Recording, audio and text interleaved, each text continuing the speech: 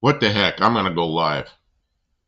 Kim's not here yet, but I don't know. Professor P and Dallas on their show said that we're going live, so I better hustle up here and go live. So I'm here. Yeah, you're here early. Pretty cool. It's a Mexican spec, hippie long.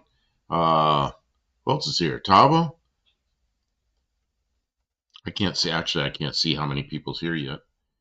But man, the color in the shop sure looks bright. I think she cranked it up a little too high. I'm not sure.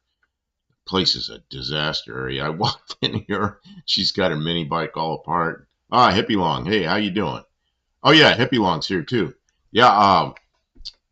So she's got a mess going. So I know she went into town to get some parts for the mini bike. I said, man, it's kind of late for that. She goes, oh, they're open till 10. So off she went. So I don't know what she's getting.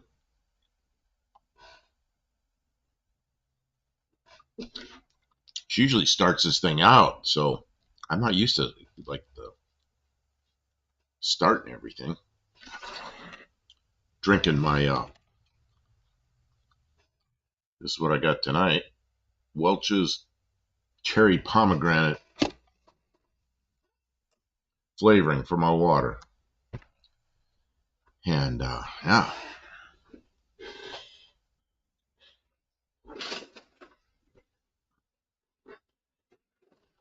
I don't know if I'm the cleanup crew tonight or if I'm the I don't have any idea what we're doing. My guess is one of us is going to be cleaning up this mess. It's a disaster area. So what's going on out there? I was in Dallas and Shane's live, and you know there's that's their Wednesday night is technical kind of stuff. So it was uh it was a lot of that. Let's see here. What do I missed something here? Ah, see, live in the shop. Is that it? That's it. Oh, that's it. Okay. I was missing one of my little things there that shows me how many people are in here. So yeah, it's kind of an impromptu live. They announced we were going to be up here live, and I'm like, ooh, I better get on the stick and get it done, get the thing up. So I said I'd be here, so I'm here. And yeah, they had a uh, pretty interesting live going. 2 hours, their usual Wednesday night. Ah, John Cope, how you doing? Vice grips and channel locks are two different tools. Vice grips and channel lock. Oh, yeah, didn't I bring that up last time? Tavo, I threw up a couple of train vids last night where I sit at lunch. Oh, I got to see that. When we get done here, I'll be headed home and I'll be looking for that.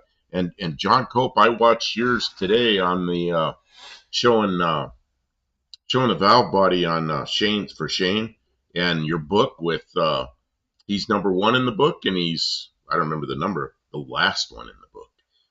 It's at 8 p.m., which is in 14 minutes. Yeah, yeah, I came in early. Oh, what's that? Uh-oh. What happened? We disconnected? Oh, it looks like we disconnected for about 2 or 3 seconds. I hope we're still here. Yeah, that's pretty interesting. Now you need a new book. John, hey, Shane, yeah, you know what happened? I was laying in bed just watching you guys. I could barely reach my keyboard. Then you said, we're going live. And I'm like, we're going live? Oh, Kim wasn't here. I went like, I better get with it. So I said I'd be on at 10. And I made it early actually. And Kim took her Dart into town to get some parts for her mini bike while while Shane and Dallas were on. And I thought, man, what do you? She goes, well, they're open till 10. Well, I didn't know she drove the Dart. I thought she took the Jeep. Well, that's the longest trip the Dart's had. And I called her and I told her, hey, we're going live at 10. So she goes, okay, I'll be there. I might be a few minutes late. And you know, first long trip in the Dart at night, I guess, trial by fire.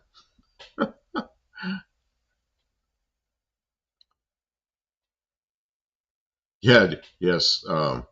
Shane says, "Yeah, I just watched your video, first and last. Yeah, that was pretty cool, wasn't it? You're in the book twice. At the beginning, and he even kind of made a new line there for you right at the end. He couldn't fit anybody else in there. Well, Rathcliffe based suckers. Patrick Sullivan. Good evening. Hey, we're getting quite a few people in here for me starting up early. That's good. I appreciate it. Uh, Man, I hear somebody out there on the main road with one of those stereos that the speakers are like vibrating the whole neighborhood. That's pretty funny. And we're out in the middle of nowhere, so that the main road's out there a little bit. I could hear it going by. Good evening, Patrick. Oh man. So I don't know exactly what we're doing. I know Kim. Oops, the wrong way. Kim's got a mini bike sitting there all apart. I started to wheel the toolbox over to where it belongs, but there's a bunch of stuff there now, and yeah, I don't know.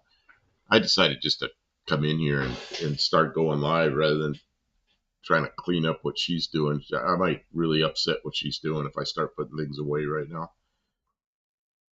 Because I know she said she went to get parts for a mini bike. 10 o'clock at night. Really? I think she said she was going to Home Depot or Lowe's or something. So, hippie long. I'm in Central Cal. Yep. And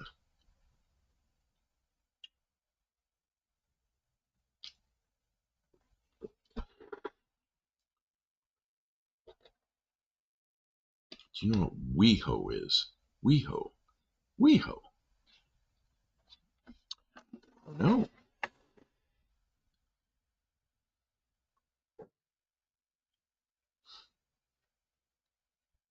It's much more lively when Kim's here, isn't it? Sitting here by myself trying to make things happen. I see my desk is extremely cluttered and I'm looking around to see what's here. I think this might be.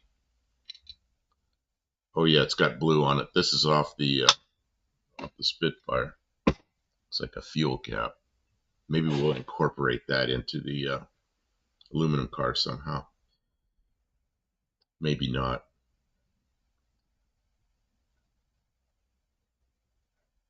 What's WeHo? I don't know what WeHo is. Yes, and you know why they are no or not called WeHo? I don't know what that is. I suspect Adam Carolla is from NoHo. WeHo and NoHo. Hmm.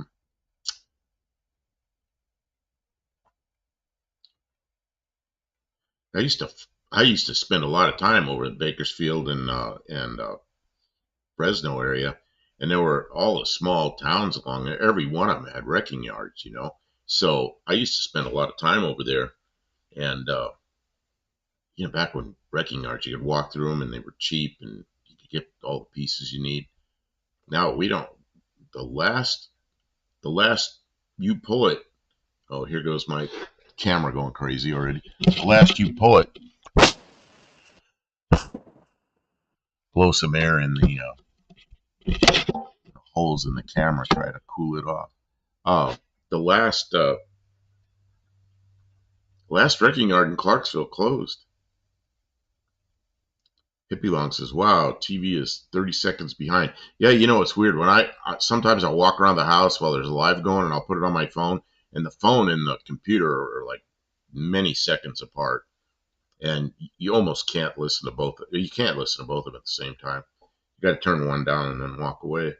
Blue Grit, how you doing? I was picking up in the garage also, but this head cold. Oh no, head cold got the best of me tonight. Cleaning gutters just after the rain did not help. Man, it rained and rained and rained here, and then it got warm, and I mowed the grass out here. You know, you got a lot of grass. I mowed the grass. I don't know, less than a week ago. I went out there. It's like knee high already. I told Kim, I said, I got to go out there and do some mowing, but I didn't do it today. I was pretty busy today. I had doctor's appointments, attorney appointment, and I stopped at the store to get some prescriptions, and then went to the grocery store, and then came here, and then I had to take all my stuff to the we call it convenience center. I call it the dump, but I guess we're not supposed to call it the dump anymore. So yeah, I was pretty busy, and then Kim says, "No, don't go mowing right now. She don't want me passing out from the heat or something. I don't know." So or buffering again. Man, it looks like we're not. See, I see something come up when it drops out here. Man, I get a notice right away. And right now it looks like we're got like 4,400 kbps going out. So I don't know, man. When I get that sign, that turns to yellow right there, the little kilobits per second. And right now it looks good. So I don't know. Maybe it's between here and there. Don't know. Don't know what to say about that. Yeah, Mexican Sex says he doesn't see buffering.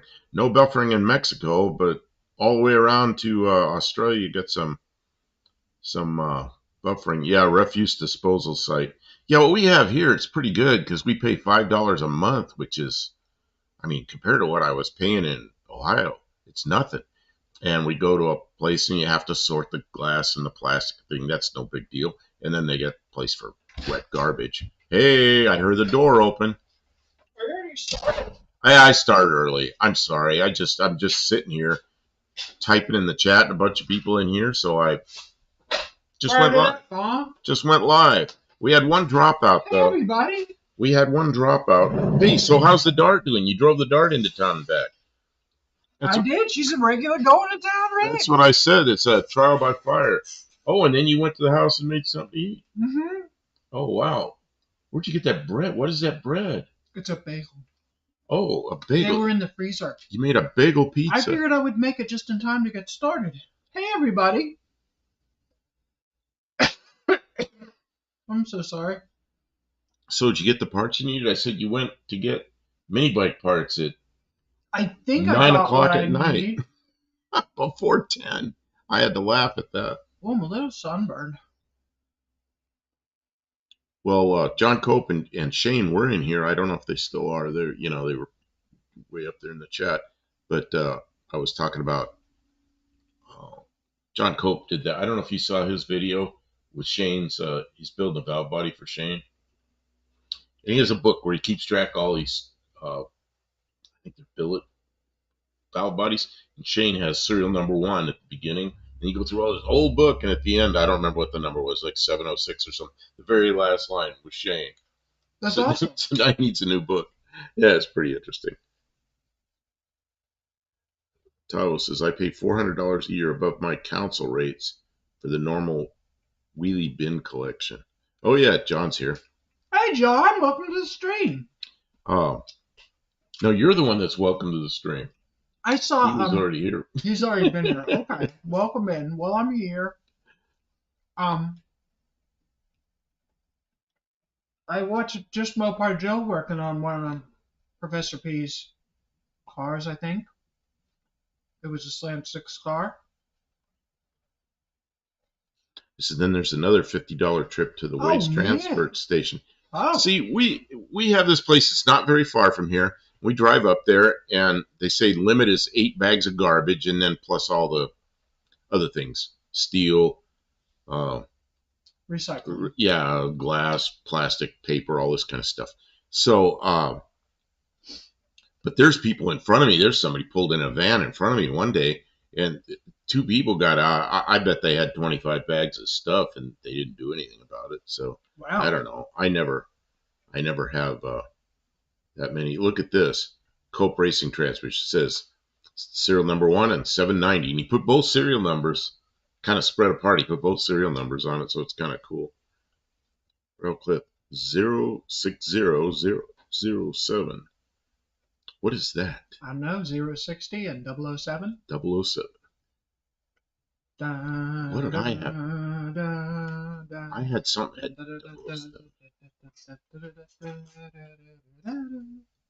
Cathode ray tube. So, yeah, I mean, this is a real deal. $5 a month, and we can put anything we want there, and it's. Speaking of transmissions, That little dart, Oh, how's the dart? it Yeah. gets it.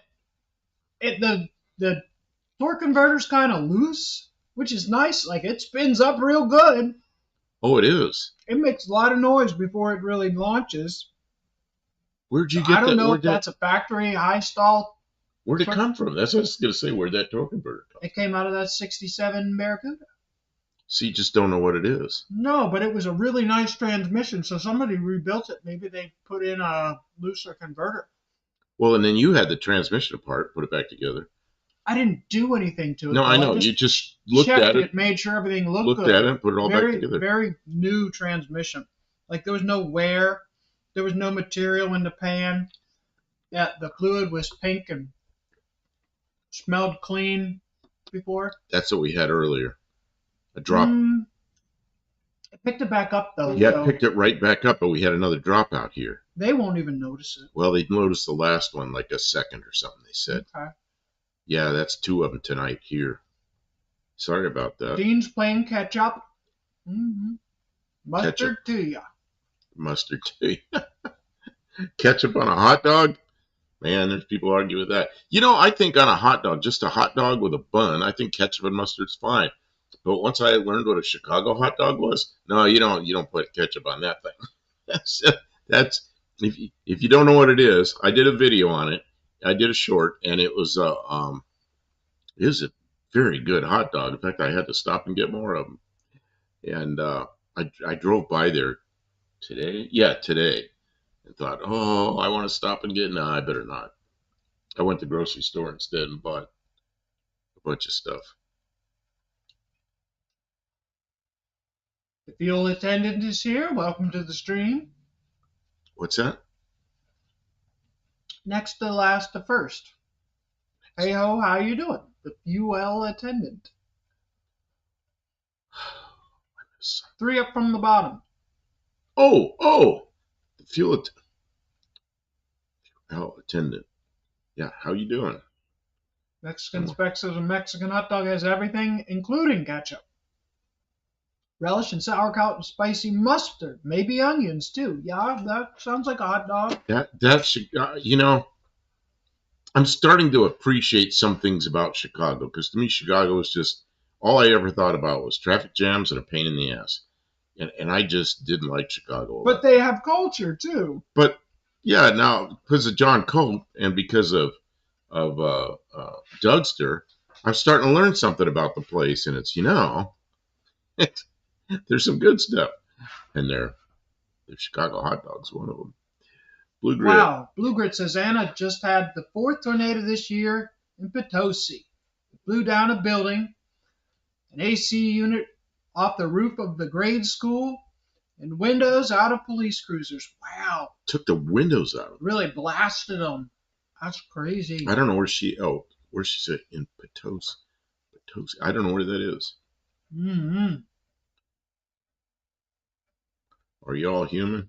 I asked how you doing, and you just read off what I said. Oh, how are we doing? We're here. We're okay. Oh, we didn't know it was an actual question. We thought it was just like a greeting. Like a greeting. People say, how you doing? And you go, how you doing? How you doing? Cope We're says, all right. Chicago is very cool. Every time I went through Chicago, it was always like 4 lanes down to 3 lanes down to 2 lanes down to 1 lane, and it's like a parking lot, and you sit there for an hour and wait up there and pay a toll and then go again. I mean, there's so much of that. I went through Chicago one time, and I was driving a motorhome that was somebody else's motorhome with a big trailer behind it with an airplane in it. And man, there's somebody coming the other way. There's a divider in the middle of the road. It's like 4 or 5 lanes wide. And I see this little crappy trailer, and a wheel comes off of it, and the wheel bounces and goes over the divider, comes over, and I move over this big rig. I move over, oh man, as fast as you can swerve with a big rig and not lose control of it. And the wheel went by me, and it hit somebody head on behind me. And then I could see no more traffic back there, so I knew some kind of big scramble happened back there. So that was the last time I went through Chicago. So yeah. We are doing good. The weather is very pleasant. We're indoors, so we don't have to fight with the mosquitoes. I got bit by mosquitoes so bad when I was fixing the skid loader today. But I had good fortune with the skid loader. The It's a twin cylinder single carburetor, and I took the carburetor off because it was running really rich. Well, the main emulsion tube was clogged. So I cleared it out real good, put it back together, and it runs really good. Like the motor sets at a set speed, you run the machine around, and the motor doesn't even flinch. You because that motor is about maybe double with that. It's like a 20 horsepower motor, but it used to have a 16 horsepower motor. Well, it was so 16. Now I thought it was 24 or it's 23 or something. it's Yeah. overpowered for that machine, so it shouldn't have a hard time. But it was struggling, and it was using a lot of fuel. So, anyways, and that's not the first time I've had that carburetor off, and I have a fuel filter, so it really pisses me off that it keeps getting problems. But I got it sorted, and it runs great again, so that's good. So Anna's up there. Oh, she's near No Name Nationals. Okay, in Missouri. So that's is she gonna run this year? I don't know what she. I guess you two both have both on the same channel. I guess I don't know. So I don't know if she can drive a car or not. But And I got to drive into town. How far do you think it is to Clarksville from here? About 3 miles? no, I don't know.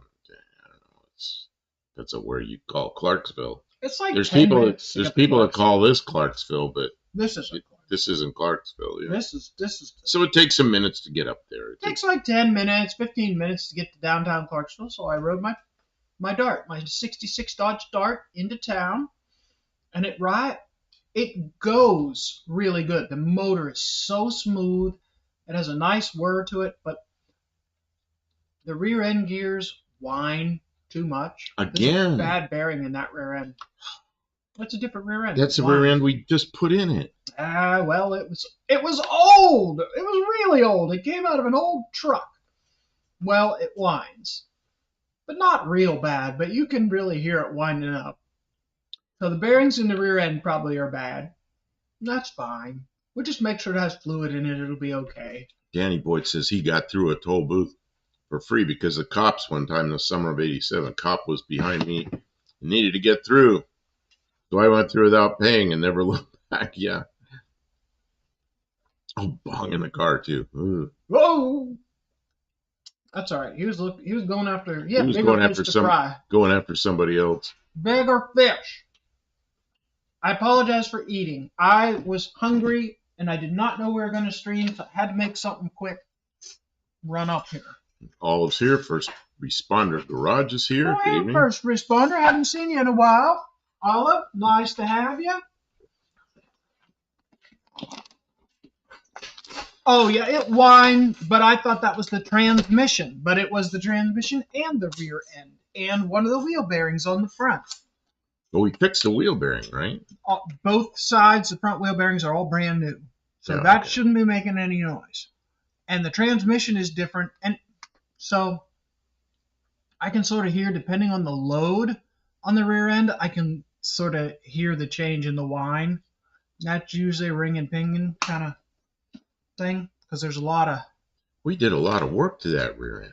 Well, we'll have to fix that rear To end. that rear end? No, to put it in, but we didn't change the. No, but I don't even know if we drained the fluid out of the damn thing. Maybe it's empty. So what? Danny Boyd, It's fine, really? you know.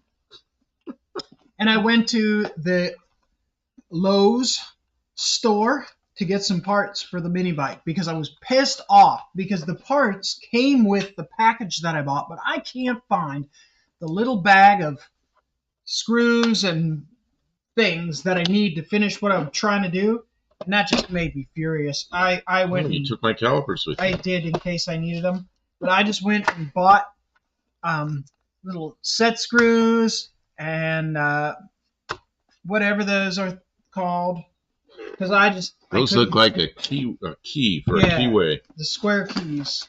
I was so mad that I can't find those things. I'll find them. I'll find them tonight.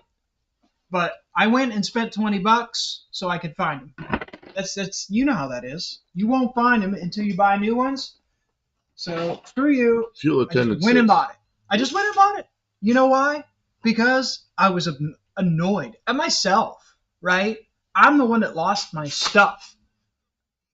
I lost my own stuff because I'm disorganized. I'm trying to do 10 things at once. well, we did find something. We We found found that we found those lights. we found those Found the lights lights. that Ray lent us, and then we lost them, and now we found them again. So now they're. I know exactly where they are I now. know I know exactly where these are too. They're somewhere safe where I Somewhere set them safe. aside Somewhere where safe. they wouldn't get lost. So when I was ready, I could find them. And you know where that is? I haven't got a clue. This place is a freaking wreck. It's a big mess. I know. I walked in here. I thought, crap. I had to. I couldn't even get to my Oh. chair because I had to move the toolbox, and I didn't want to move any of your things because you The have a bugs were biting me so bad. I can't even go outside. You have something all apart. I want to read some of this. Fuel attendant says, that's good info. My grandpa has a lot of land up north. Not sure where that is. And one of his last projects was working on the pond with a digger. If I can't start it, I'm going to try to fix her up. A digger, man, that sounds like a I love me some machines. she likes machines. So do I, but you know, Oh, you know what I saw? there's only so many machines we can have. Luke, Thunderhead 289. You know Yeah. who that is? Oh, yeah. He has the same skid loader as me. His name's Skid Loader. It's a 1816B, just like mine, but Just his like has the rollover It has the top. protection. Yeah, we got to finish that. We started building it, and we never finished He it. says it's the worst machine he owns. Really?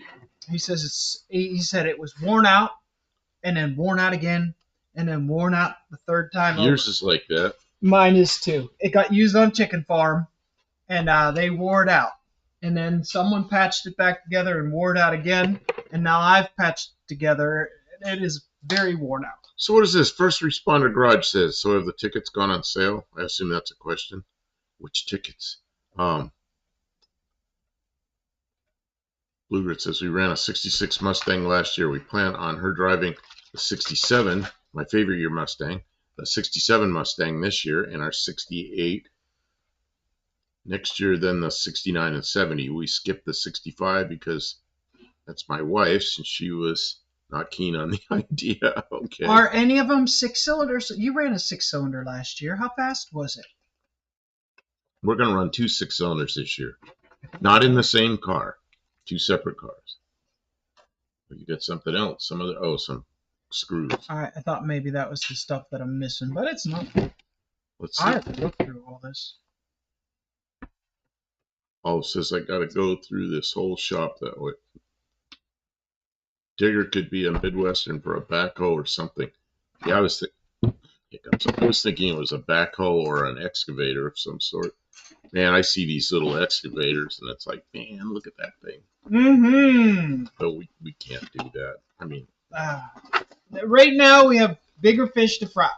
Right now we have to get the air conditioner fixed, and hopefully it's just maybe a rat ate the wire. That could be it, or the wire broke from it rattling. It could be a broken wire, so I got to check that. Or it might be a control board. If it's a control board, we'll order it, or we'll call the repair guy. I don't know. so you messed with that thing today?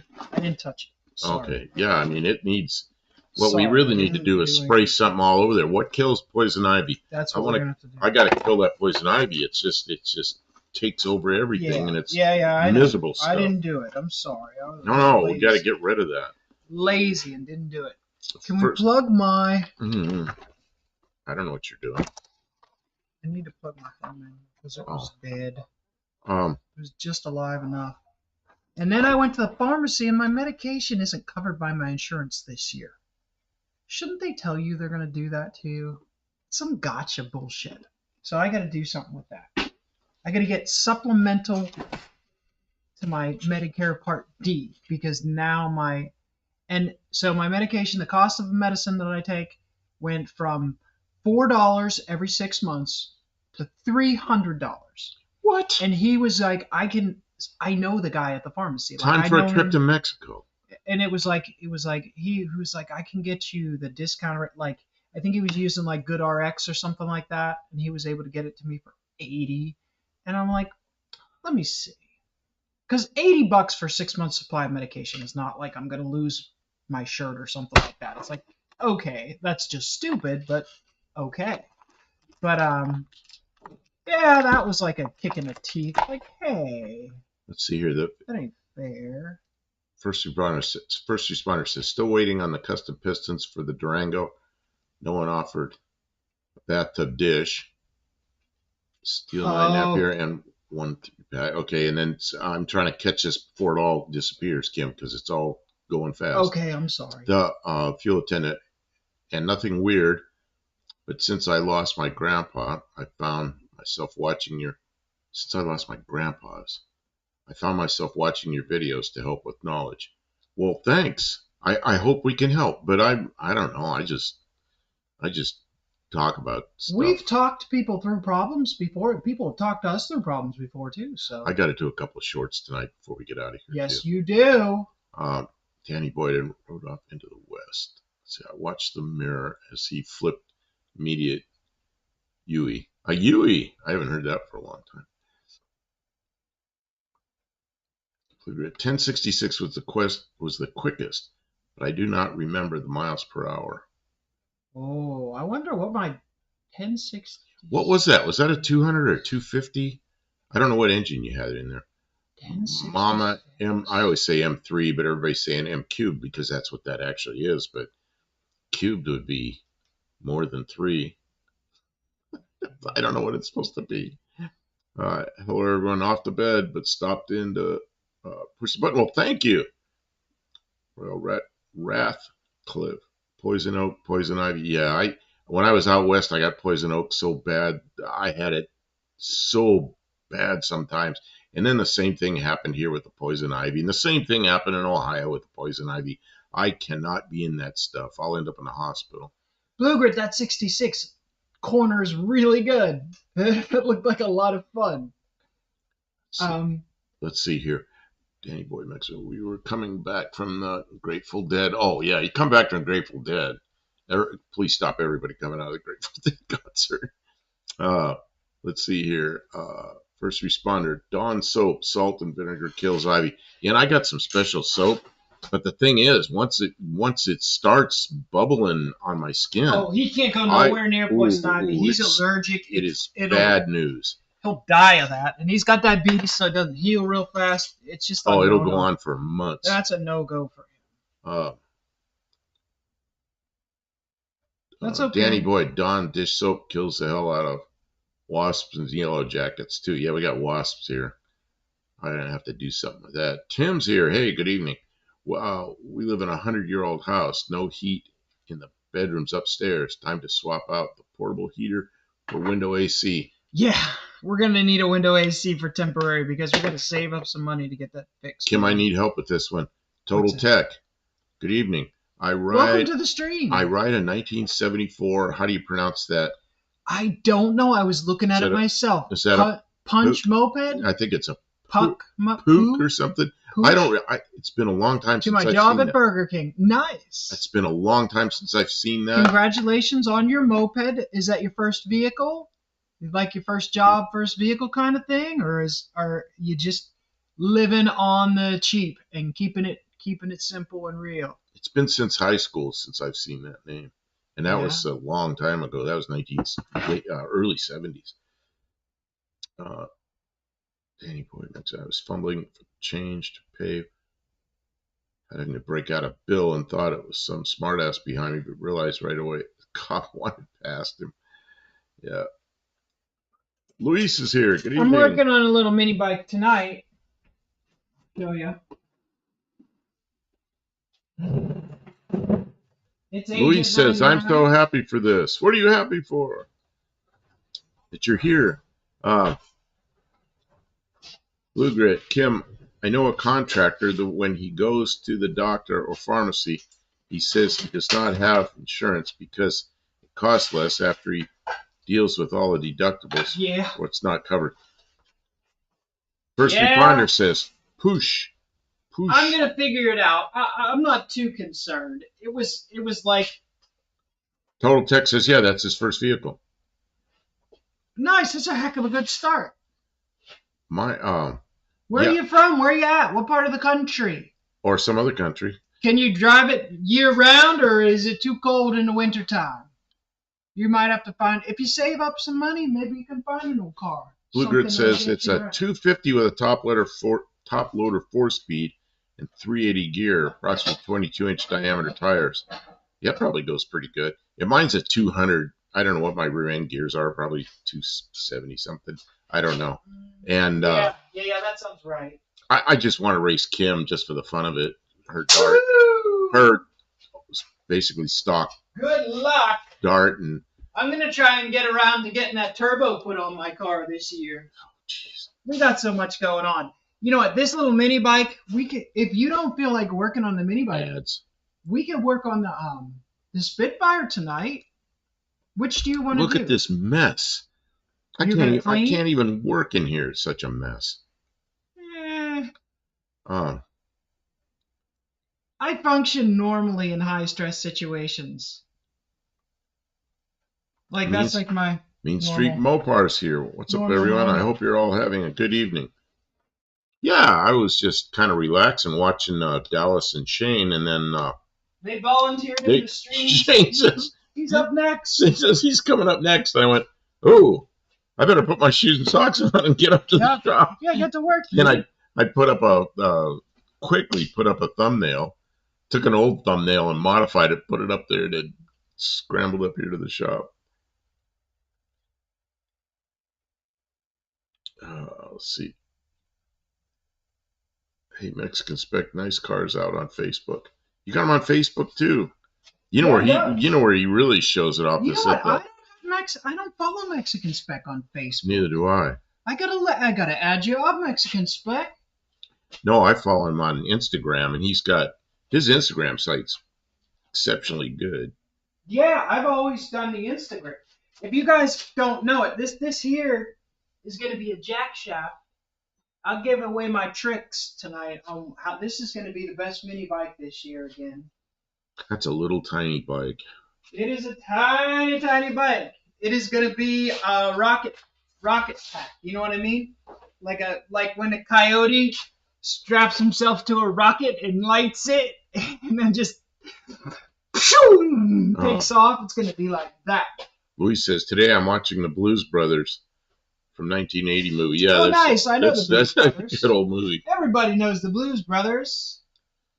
Actually, I was watching some scenes from the Blues Brothers like a week ago, and like it was a chunk of the middle of the movie where they were riding, where he picked him up from jail and took him to his apartment.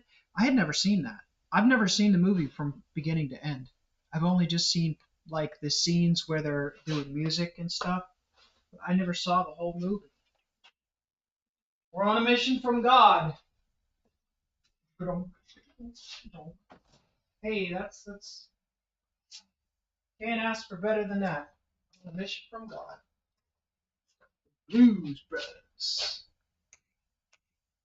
Yeah, nice Mopar cop car. Yeah. Did I show you? Giant tank. I didn't show you what I found in the suspension of this beast.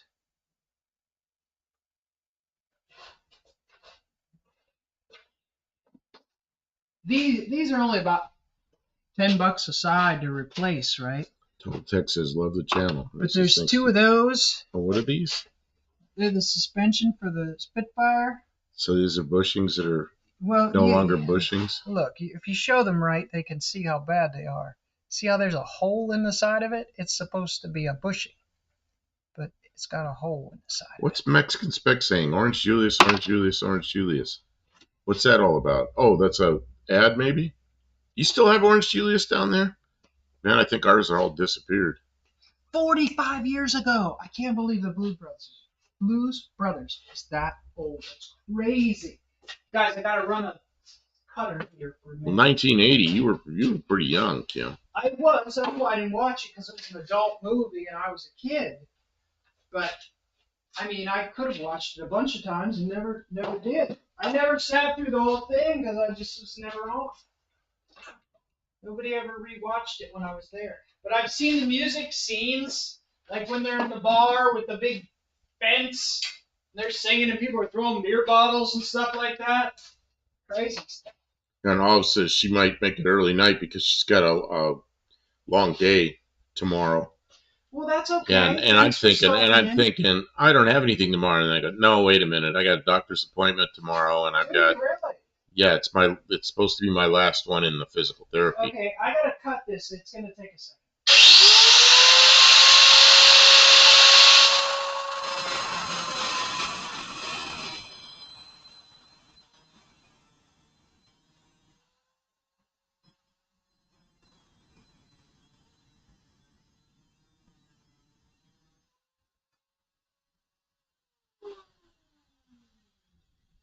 Total Tech says, "What's a jack?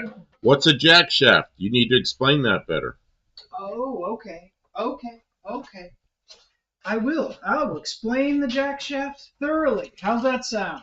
Are you guys ready for a jack shaft tutorial? Or is that like over everyone's head? See, I didn't know that about. I'm kind of like Kim. I never watched the whole movie. I watched parts of the movie. I didn't know that line was in there, Orange Julius. And then Olive says Orange Julius was actually pretty good. You know, my sister, I had a sister 2 years younger than me, and she worked in an Orange Julius for, I don't know, probably a couple of years, her late teenage years. As soon as she got, what are you doing? As soon as she got her driver's license, that's when she was 16, she started working in an Orange Julius. Really? Didn't know that. Hippie Long says it's a Jill shaft. Okay. So, from the factory, see this, there's this centrifugal clutch, what is right? this? Buff, you had sparks shoot out of your ear. Oh, that would be funny. Okay, I'm sorry. From the factory, the motor sits here, and it has this centrifugal clutch that goes on its regular shaft of the motor over here. And that goes straight to the teeth on these big thing here. That gives you your ratio. I think it's like 11 teeth on this and 90 teeth on that. But that's normally on the other side. I had to turn this wheel around. But that's different. That's different, interesting. So instead, the problem with that is this little bitty motor, right? It makes about 6 horsepower, but it doesn't start making the horsepower until it's run up to, 3,000 RPM. Well, this little torque converter, it grabs at about 1,000 RPM, maybe 800, with the most strongest spring they can put in there. By 1,000 RPM, the engine's completely engaged. So if you haven't started moving yet, now you've got 3 horsepower trying to pull you instead of the maximum of 6 that this engine will eventually make. So it goes. Okay, great. Gets down the track 40 mile an hour, 50 mile an hour if you have more space and more time to get there, right? But what do we have here is a failure to communicate. What we're going to do is I've got another gear that is not a centrifugal clutch, and this is going to go on the motor instead of the clutch. Which one? The little one. Okay. And it's got what? How many do you think? You think it's... I don't know. You're going into too many details. There's more teeth, so greater reduction of gearing, right? But the gear reduction makes this turns a jack shaft. It's an intermediate shaft that I have welded onto this frame. Okay? So, littler gear, bigger gear, greater reduction. But the reduction turns the jack shaft slower, so the clutch does not engage until the motor's going like 1,800 RPM. So when it starts to try and push the tire, it's got more of its horsepowers ready to, and torque ready to go. So then a gear sprocket over here runs. So there'll be 2 chains. Now, I know that this is a good system because the bigger bikes already work that way. They already do that because it's a better way to do it. But this was the little cheap bike. But by the rules, I'm allowed to put the bigger motor on the little bike and still race it. So now, instead of having the 3.5 horsepower motor, it's going to have the 6.5 horsepower motor and the jack shaft that this little bike never had. And instead of being able to go 50 miles an hour, it's going to go 50 miles an hour twice as quickly. It's going to get there faster. And getting there faster is the thing that slowed everybody down in every competition that we've done so far. They just take forever to get up to speed. So, this is going to give me all the advantages. Are you allowed to turbo that mini bike? So the rule is if you use the small motor, which is less than 100 cc, you're allowed to add power adders. Power adders is a generic term that means anything other than just motor. So like an electric motor, you could add an electric motor. Well, supposedly you're not supposed to have two motors. Who knows? It's up to interpretation. But if you use the small motor, you would be allowed to use a turbo. Problem is turbos that small are not really available. Oh, and the ones that are available, they're too big, so you can't spool them up. Right. The exhaust, there's not enough exhaust pressure to spin the turbo.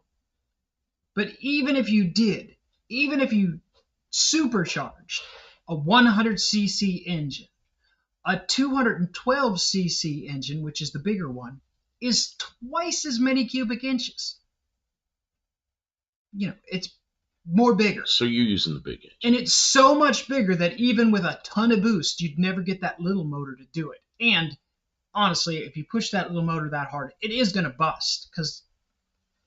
And they don't make performance rods or performance pistons or performance cylinder heads or anything for the little motor because nobody uses it. But everybody uses the big motor for stuff. So you can get like an aluminum flywheel, you can get a billet piston, billet rod, billet crank. You can get an aftermarket camshaft. You can get all the candy for the 212. We're missing a couple people here. Miss One-Eyed Cat came in, but she just sorry. disappeared. Yeah, there's stuff already disappearing up there. So I'm just going to cut in for a minute, and then you can go on again. No, it's okay. I don't even remember now. Hello, everybody. Welcome to the stream. I'm sorry. I lost the chat. Lost the chat. Well, scroll Lost up the chat. Find it. I know. Olive said something about the Orange Julius. I'll tell you what I used to do that made it that you could almost duplicate it. It's got egg in it. So what I would do is I'd take frozen orange juice, the hard stuff, and I'd put it in a blender with a little less water than you're supposed to add. I'd start turning the blender on, which is just foam that stuff up, and I'd throw an egg in there. If I wanted it even better, I'd throw 2 eggs in it. And my sister used to say there were people that wanted 2 eggs in their Orange Julius when she worked there. So I started doing that. Now, I don't know about raw eggs, but I was doing it. It was pretty good. So I was doing that. I don't like it. It sounds yucky. Jock. Oh, it isn't. It's good. Jock. Gustav? Mehoffen. Torque converter, he says. He or she. Right here. Torque converter. We're not allowed to use that. I have that on the other bike. Yeah, that's on the other bike. The other bike has a torque converter, but you are not allowed to use that on the race bike. Where is the other bike? You can only use chain drive. And that's stuck on something. Won't move. Help me out. Well, I'm trying to make it move, and it won't move. Is that what you want? No. What do you want? The other way. Well, it was hung up on something. Thank you. I don't think that's going to work like that. It's too long. All right, can you pull it out of there? Lift it. I can turn it this way. Okay, turn it that way.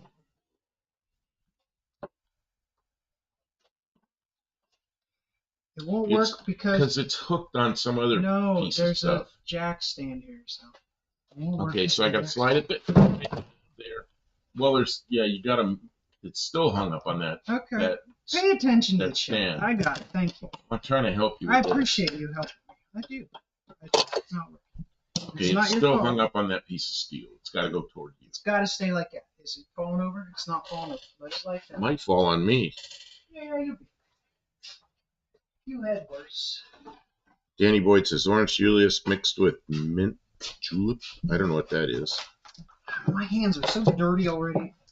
I can't do anything around here without getting disgusting dirty. Disgusting dirty. I got up one morning, got like 2 days ago. Kim was asleep, and she'd been up here late, and I look out on the porch, and there's a pair of her jeans out there on the porch that are filthy. It looked like she changed the oil into the jeans. It's terrible. Wring the oil out of them, you know. Well, I washed them twice and dried them and everything before she got up, and they look clean again. But I bet they're dirty again. Tim says, have you seen the nice little 6-cylinder convertible that Just Mopar Joe is finishing up? I have not. I did. Who asked? That is, Tim asked that. Yes, Tim, I saw it. I mentioned it a little bit ago, actually. That I just saw it. It's pretty cool. Just Mopar Joe working for Professor P's customer, I guess. Professor P? I think that's what he said. Friend of Professor P. Okay, that goes there. This goes here. This goes here. I need to get a little washer. Louis says, after watching the Blues Brothers, and now I am watching one of my favorite episodes of Animaniacs, when Slappy Squirrel, she drives a 92 Dodge Viper RT10. Really? Man, those things have been around for a long time too, haven't they? Since 92. It seems like I guess what happens when you get old. You think old stuff's new. But it's not. It's old. It's like my Zed sled. See, I said it. Zed sled. It's 47 years old. I remember those things brand new. Oh, man.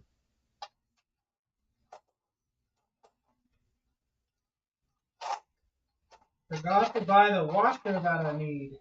Well, I didn't forget. I got in a big hurry. I was at the... Yeah, you were going to one store and then going to a pharmacy. I went to the Lowe's, and as soon as I got there, they had the announcement, we're closing. We close at 9, and I was like, well, shoot, I just got here. So, hey, they closed. You know what?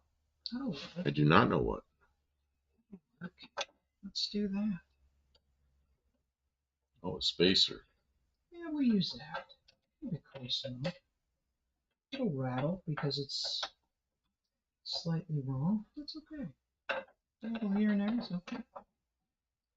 It'll do its job, and it won't scrape. The other one scrapes.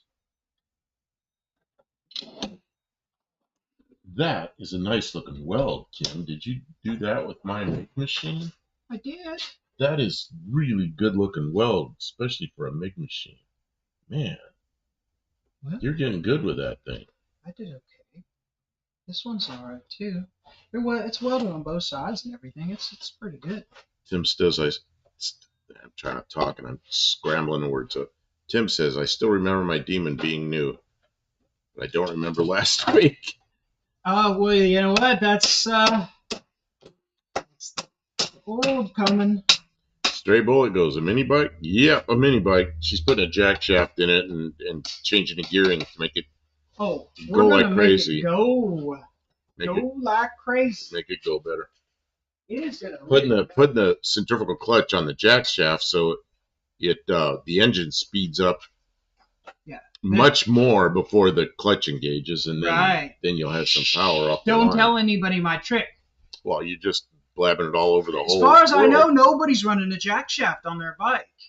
And you could, right? But nobody, absolutely nobody, is running the clutch off the jack shaft. And that's where you're going to get like lower gearing, basically. Less weight against the engine. It's like putting a converter. Looser converter, yeah. You can buy different springs for those, for these things, but This is the way. This is the way. This is gonna get us there. Yeah, baby. I got. So what are you going to do? Put that in the back of the Dart and take it to No Name Nationals? That's what I have to. I'll strap it to the roof if I got to. Strap it to the roof of the Dart. Yeah, does anyone remember when you get a Orange Julius with a raw egg? Yeah, that's what I was just saying. My sister worked at an Orange Julius, and she says there were people who wanted 2 eggs, and they put 2 eggs in there for them. And that's when I learned that. And I started taking the frozen orange juice, like you get in a can, and I put it in it's concentrate, and I put it in a blender with like half the water it was supposed to have, and then buzz it up. It made like a big foamy thick orange juice, and I'd throw an egg in it or 2 eggs in it. Man, did that taste good. But I don't know. Raw egg, I don't know. There are things that have raw eggs. Mayonnaise has raw eggs, doesn't it? Mayonnaise has raw eggs. I think. Well, I don't know what they do, but they're not cooked. They're not hard-boiled eggs in there. They don't jar mayonnaise without pasteurizing it. I don't know.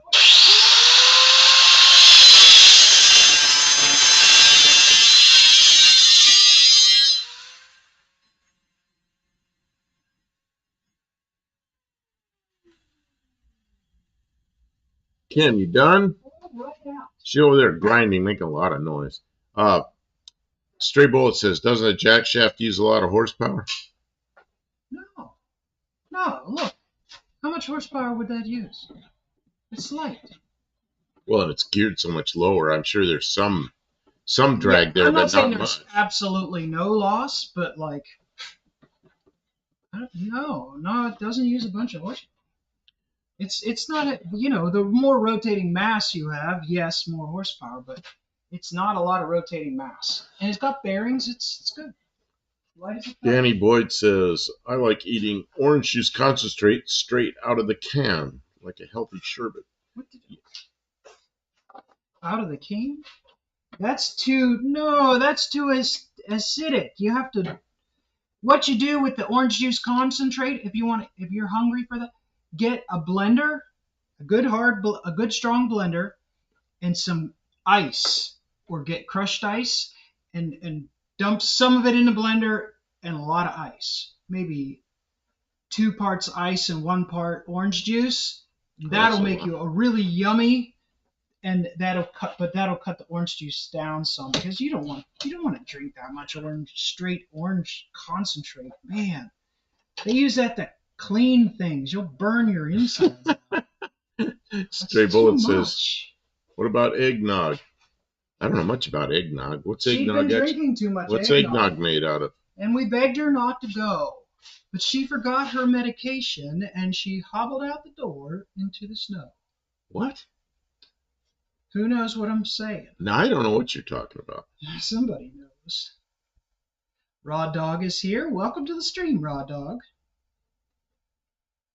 Hey, you're in competition for the most troublesome name tonight. Raw Dog. Raw Dog. 420. Well, somebody had what was the other name that was a little bit dicey there? Danny Boyd, he says, I love eggnog. Man, so do I, but I can't be drinking eggnog. I'll gain like 5 pounds just smelling the stuff. Just smelling it. That's like, if I drink, because I don't really like it with the alcohol, and it's just good, so I drink it, and it comes around like Thanksgiving or Christmas time, it's on all the shelves, and I'd buy some, and man, it'd be gone, like a quart of eggnog would be gone in minutes, and I have to go get more, but man, it just piles the weight on, and I tend to gain weight, so I got to be really careful with that. Stray Bullet, fresh made Caesar salad dressing has raw egg as an ingredient. Does it? And Danny Boyd says anchovies too. For years I didn't know it had anchovies in it, but it does. But it's okay. Buddy Carfano, good evening. Grandma got run over by a reindeer. That's right, buddy. Buddy gets 3 points. He knew the eggnog song. Oh, I didn't know that was egg. I've heard that part of it, but I never knew about the egg. So, Dane Stevenson sounds like it's worth every sniff, Bob.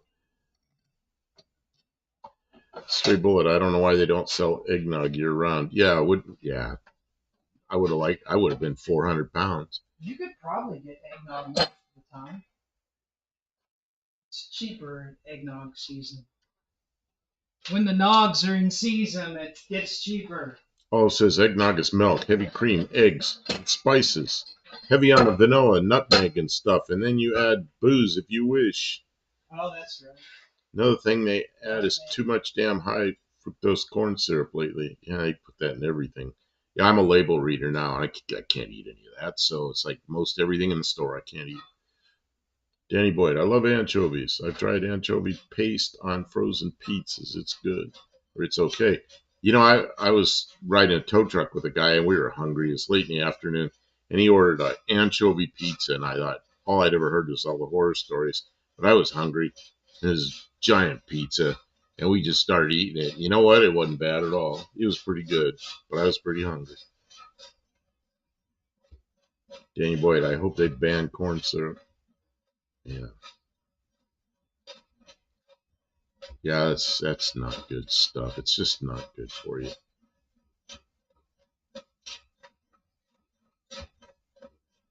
Dean Stevenson says, Buddy Carfano, 17.5 degrees today. Louise says, I love eggs. You know, that's one thing. Egg prices went way up. Okay, so we're not eating eggs now. It's just not a big deal. But I know a lot of people really like the eggs. Mike Murphy, I bought anchovies today and frozen pizzas. Well, that's pretty interesting. I went to a Korean restaurant with a Korean guy, and we were eating anchovies, just eating them.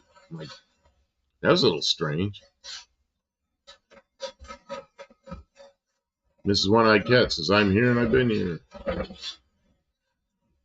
Danny Boyd, anchovies, onions, jalapenos, and mushrooms.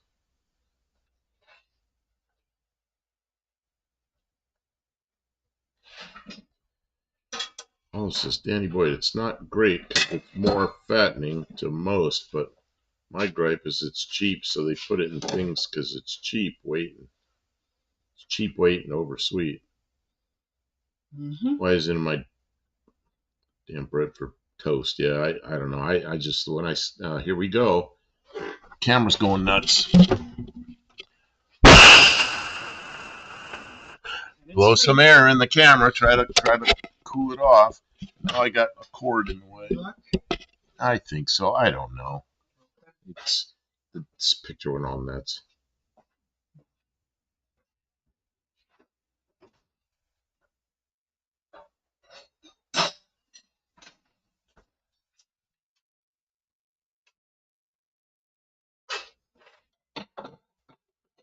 Salty by themselves. Remember when they used to ask if you wanted anchovies on your pizza? I know a girl worked at like years ago when I was young. This girl I like worked at a pizza place. She's a manager of a pizza place. And she says Kim's making a lot of racket here. Sorry, trying to get some work done. I know, but I can't talk over that because I watch the mic. It's just you. So she said, "Don't go too far away." Well, you said I was making too much. Well, the noise is still going to be there. So she said they used to put one anchovy. They make a pizza for everybody at the end of the shift. They put one anchovy on the pizza, and then whoever got the anchovy was like the loser. You know? Stray Bullet says most places don't even offer it anymore.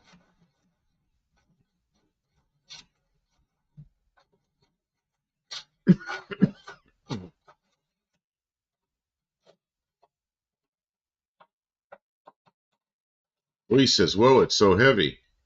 Well, it's on a big wooden stand. It's I mean, it's kind of heavy, yeah. It's normally my little desk, but yeah, the tires and wheels are probably most that weight. A lot of it, yeah. It's heavy. It weighs something, there's no doubt about that. But it's okay. It's not too bad. Let's see here. Oh, it says Danny Boy kind of might. It's skipping a step in your metabolism where your system would spend a little energy to break the pieces of sugar in half normally, so it interrupts that process. Max Wedge Dick Dastardly. Good evening. Mini bike has to be easy on gas. Well, it's one more thing that uses gas or petrol. Petrol if you're down under. Or Birkin heavyweight.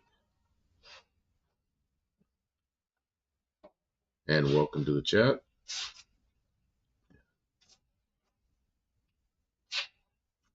Danny Boyd says, I don't want any of that. Just give me real cane sugar.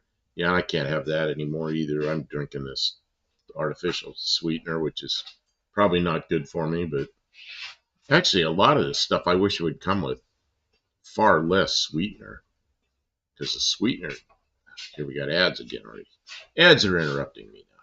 This is the time to file, Kim. File while the ads are rolling. Okay, I'm getting there. You missed the opportunity.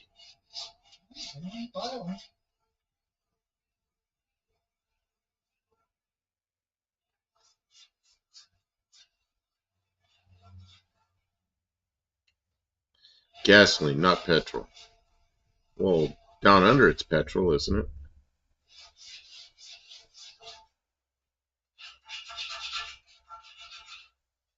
Yeah, I see what you said, Raw Dog, but that's like stepping into political stuff, so.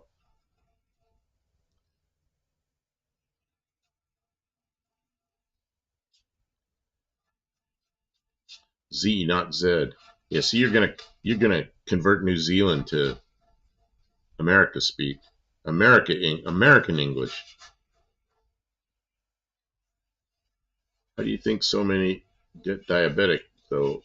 Corn syrup, you know, the whole thing from when I was a kid till now, all the misinformation that went out to like parents that were the age of my parents, and all that. Why do you think this whole, like my whole generation is nothing but diabetics? Buddy Carfano, what octane gas to use for race motor on a mini bike? Kim, what are you going to use?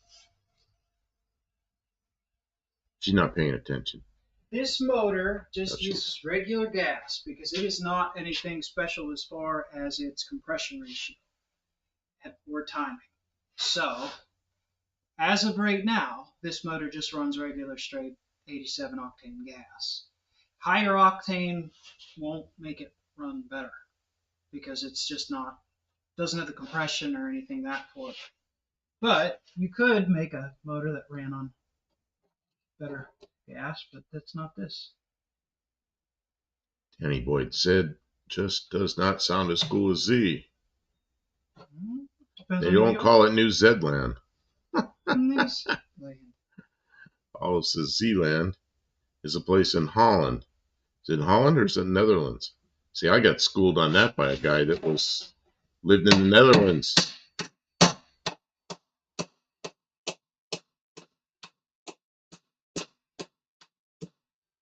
I'm making too much noise. Hammeration, yeah. So he told me, he goes, Holland is just a little place inside the Netherlands. Oh, I didn't know that. Z is the letter name in much of the world. That's right. Sugar plus water equals sweet emulsion. Sweet emulsion. Wait a minute. Dean Stevenson says, proper English? I'll back the Americans. Aluminum, gas, jelly donuts. Wait a minute. Order jelly donuts. I don't know what the deal is there. I didn't know we did that any differently. Yeah, what's the jelly donut thing? Raw Dog says some oils we use to deep fry has some bleach in it. Man, yummy. You know what I cook in is mostly butter. Woohoo, butter. Or coconut oil. No. New Zealand. All right, this is gonna make noise for a second. An alcohol mini bike would be a hit of this. Why? You have to really fatten it up. Well, yeah. There's not so many BTUs. you wouldn't be able to take the best advantage of. What we should run is ethanol-free gas. Yeah, the Get the ethanol maximum. ethanol doesn't have as many BTUs, so you really have to run it quite a bit richer. So we run 2 chains, the jack shaft flies, and then this little gear runs off of the torque converter. You can't really see it in this camera. I can't get an angle where you can really tell what's going on. But this is the ticket. Nobody's bike is going to be able to take off like this. It's just going to go. It's just going to go. And now I have to move the brake from that side to this side because I swapped the rear wheel. So I have room to put this, but it's all going to fit. It's welded on there. I welded and it held it. Nobody cares. Louis says I'm going to bed now. Okay, so good night. See, they don't care. What do you mean they don't care? You're talking and you just gave up halfway through talking. They want us to work on something. Is anyone racing alcohol mini bikes? They're all asking questions about mini bikes. What are you doing? You're spinning me around. What's happening? I know you got yourself hooked on something. Okay. Nobody's racing alcohol mini bikes because there's no way to get enough compression out of this variety. I don't know anybody who it is. I think if you searched far and wide on the internet, you might be able to find somebody. But I think mostly people are using gasoline just because there's so many more BTUs of power in gasoline. Why would you go to? And there's probably people running nitromethane nitro bikes. Really? But you're not allowed to run nitro bike at the No Name Nationals. So.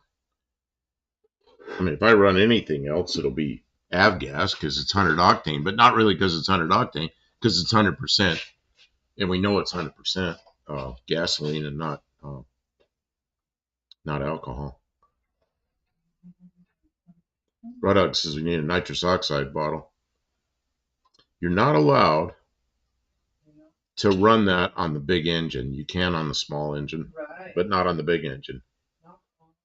But those engines aren't very strong. I mean, you put much nitrous in there, and you're gonna have an exploded engine. All it says ethanol-free gas is available if you nip. That's probably a typo. Down to Georgia. Yeah, there's a couple of gas stations here. Yeah, there's stations here that have it. But I just go over the airport and get the good stuff. Here's how the whole thing works with. See, there's 2 of these, and this runs through them. Okay, you can show them that they're all assembled in your hand. I can't because you're in the way. I'm in the way. I can't get around this mini bike. Darn things. Okay, so the problem right now with the Spitfire. We just changed gears. We're on the Spitfire. On the Spitfire. They probably don't even know what a Spitfire is. The devil went down to Georgia. He was looking for to preserve a fuel line of steel. He was in a bind because he was way behind. He was willing to make a deal. So these bushings, you could see they're completely worn through. So when you hit the brakes, it goes clunk, clunk, clunk, clunk, clunk, clunk, clunk. But we're going to put it back together anyways. You know why? You know why we're going to put it back together? I don't know. Because we don't have the parts right this second. And where's that go? Look! Get off your butt and go look at the freaking project. You're killing me. I don't know what you're doing. I'm over here talking, and all of a sudden you're working on a mini bike. You're mad because I don't know what's going on with the Spitfire that you're not working on. You're not doing anything. You're killing me. See what's going on? The lower ball joint area. There is no lower ball joint. There's this thing.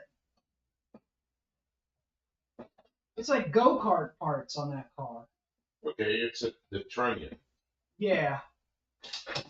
The lower portion of the trunnion. So if you switch gears there really fast. I went from mini bike to this. Yeah. I didn't know why. Because it's the mini bike nobody cares about. Well, now for some reason you decided nobody cared about the mini bike. So you shoved it over here in my lap and walked away. Yeah.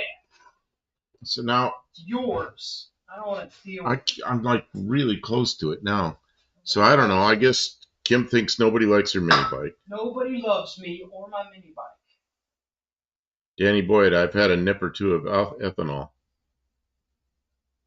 Alphanol? Ethanol. That's not what you said the first time. It's something different.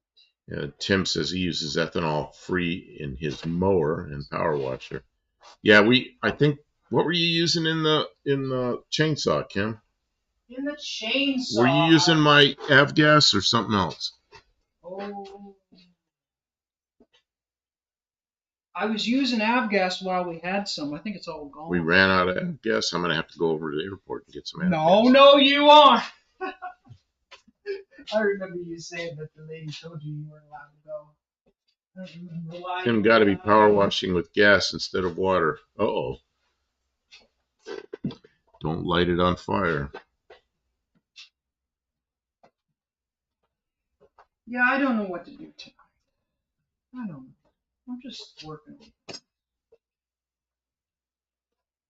Well, what happened? You ran out of parts on the mini bike now? You went and got parts and now you're like stopped. I don't know what happened. You were all like gung-ho on the mini bike and then just abruptly stopped. I don't know, it's too hard. Stray Bullet says it's all we've been talking about, mini bikes. You know, all of a sudden she's over to the Spitfire chassis. Nobody can see what you're doing or anything. You were up here right front and center working and you disappeared. Hey, I'm sorry. I'll go back. Stray Bullet, what do you need avgas for? Well, I like avgas because the quality of it and it doesn't evaporate quickly. And so in the wintertime, I put it in the mower and things that are going to be sitting all winter.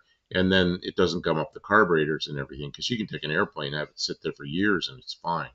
Whereas you put auto fuel in something and it just turns into green mung in the carburetor, you know. So that's why I used to get avgas. I always had a can of it around here, but I think it's about gone. So when we wanted straight gasoline without alcohol in it, we just used the avgas, but we weren't using very much of it. I had a 5-gallon can of it, but I guess it's been depleted.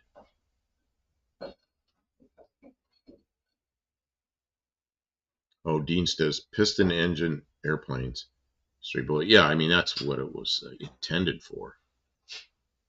It has a lot of lead in it though. It's 100 low lead, but it still has a lot of lead. So in the airplane engines, when we're running unleaded fuel, our maintenance schedule's a lot looser than if we have avgas. We've got to change the spark plugs twice as often. We do have lead buildup in the exhaust valves and things like that. So I would rather use an unleaded avgas, but there's a lot of research on that and different companies, and they're all arguing and trying to get certified. And it's big. I don't know. My opinion is it's become kind of political between the not with politicians, but between the companies trying to get the certification. And Dean Stevens. Shit! What's wrong? God damn it! What's wrong, Kim? I can't get those together. It's making me mad. She's over there. She's angry at the train. Working. Tim says, just got the power washer fired up. Time to clean the engine compartment in the truck and paint it. Put the gas tank back in yesterday. Well, you're going again. How much is avgas a gallon? You know, I don't know right now. $5.50. When I bought that, it was somewhere around 5. Let's see, Straight Bullet says, I just put shut off. That's definitely loud. Sorry. Kim's running a power tools over there. I just put shut-off valves on everything and run them out of gas when I'm finished. That really helps. Saves me from having to buy 100 low lead. That is excellent advice. I guess. I know that I'm lazy. That and then if I want to start it up with 100 low lead, and I can just start it up. But 100 low lead, I mean, you know, if you buy a couple of gallons of it, it's really expensive. Not that bad, yeah. Let me see if I can find a price on that stuff. Let somebody in chat figure it out.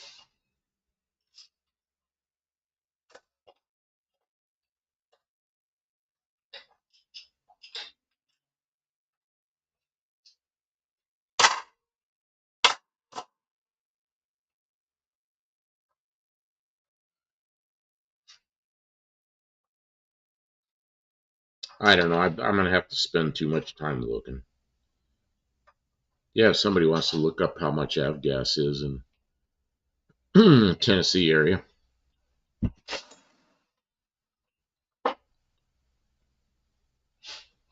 Oh, Dean says it depends on what you cough believe a gallon of gas is, or what a gallon is. Canadians don't quite know what a quart is.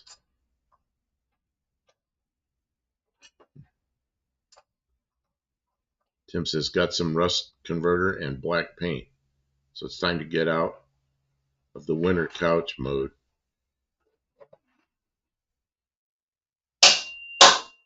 Got work to do. Kim's over there hammering and shops are noisy.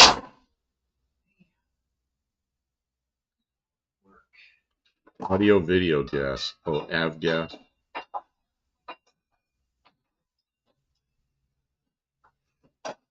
Yeah, avgas is usually a little more expensive than car gas, and sometimes it's.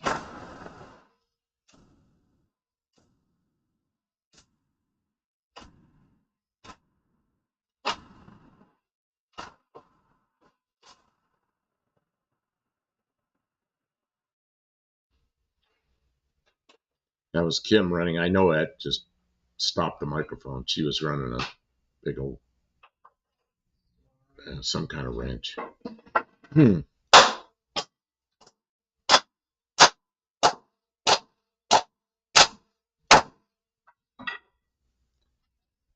Russ. Straight Bullet says just 87 is 4.55 a gallon there. Oh yeah, it's, 4.55. what is it here? Like 2.50 per gallon? Yeah, somewhere around there. The lowest I saw on the way home was 2.44. 2.44 a gallon. And the most I saw was 2.89.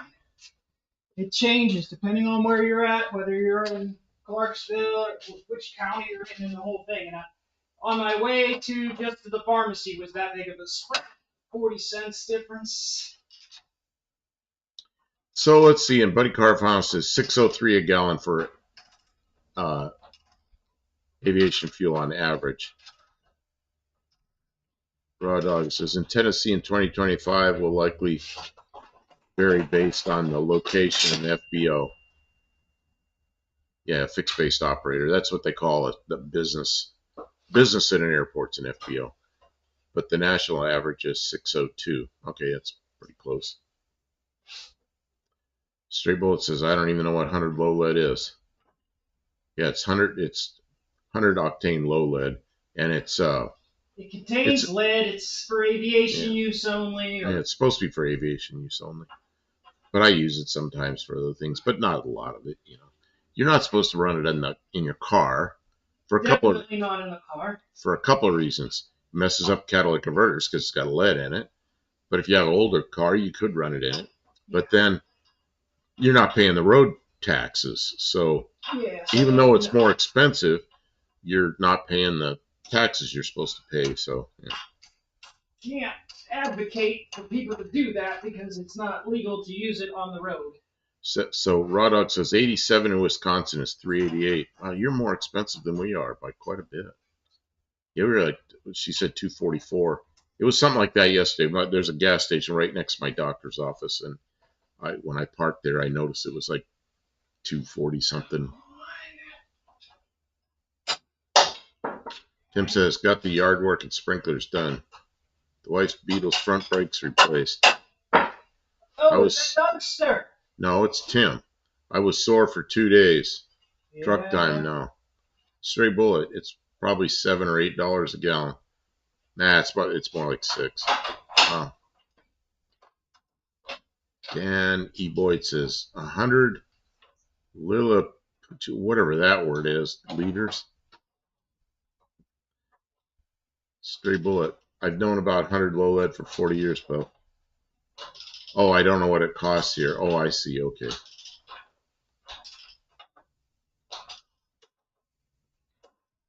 You pilot?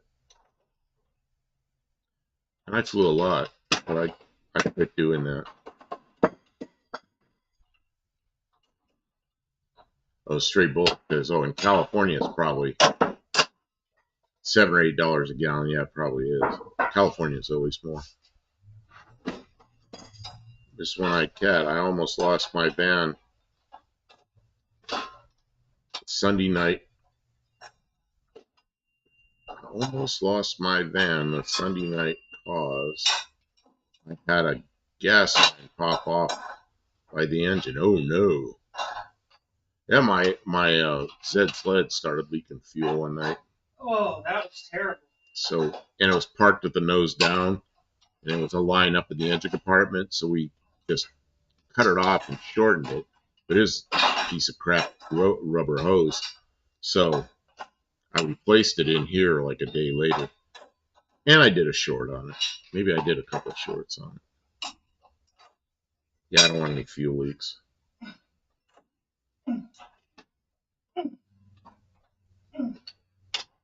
Yeah, Matt. Tim's having a hard time. I'm trying to do difficult things, so they are difficult.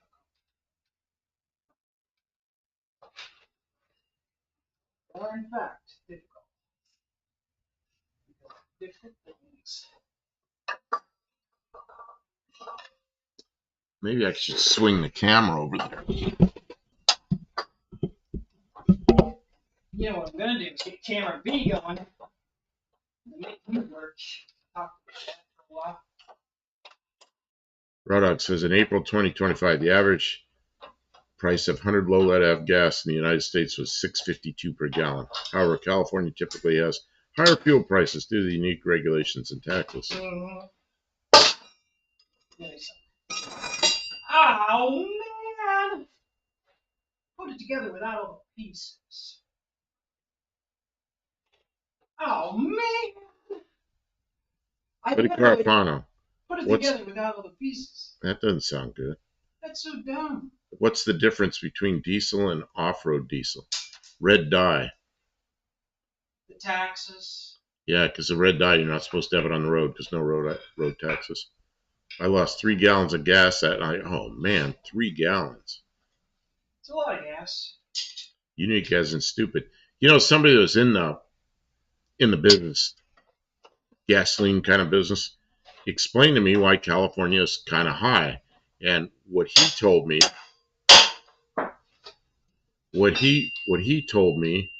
was that in California, the additives and the whatever they put in fuel, in gasoline, it's up to the counties and the local municipalities.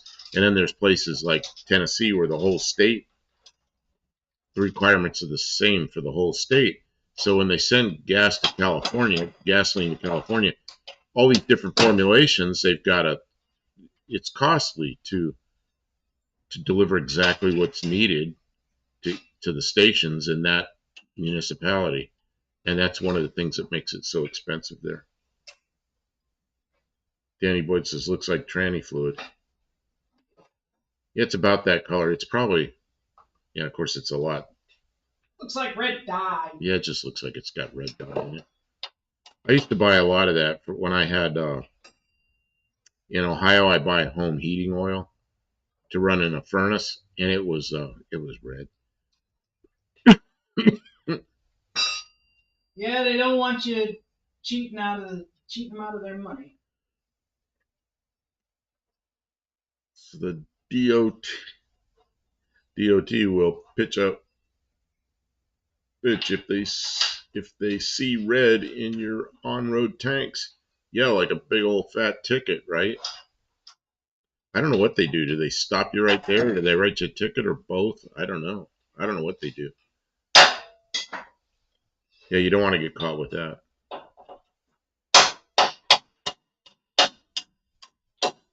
Yeah, and I think one tank of red diesel will soil your whole system for ages. Like, they'll catch you.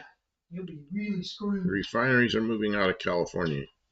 even they have found it to be unprofitable to do business here. Stray Bullet says that. Yeah, that makes sense. Well, it was unprofitable for me to live in California. Eventually, I moved out.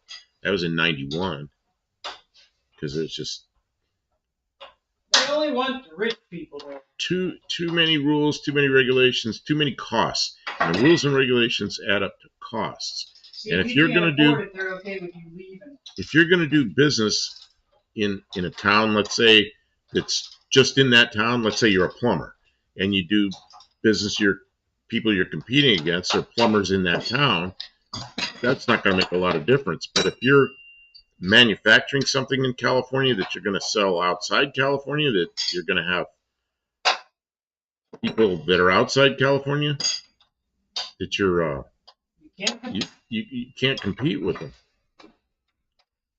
Whoa, who is this? Just crossed your channel and saw your hat. Thank you for your service, brother. Well, thank you. I can't read you've got I can't read who you are there, but thank you very much. Kim, we've got Super Chat up here. I'm going to see, we got to turn on the Studebaker lights for the Super Chat. And I'm trying to reach. Oh, I just broke the thing. You broke it. And I can't, there's this stupid mini bike's in the way. I can't reach it. See, I told you didn't like it. I can't reach. Okay, I gotta get up and try to reach it. Now the whole thing fell off. Okay, we gotta turn this on.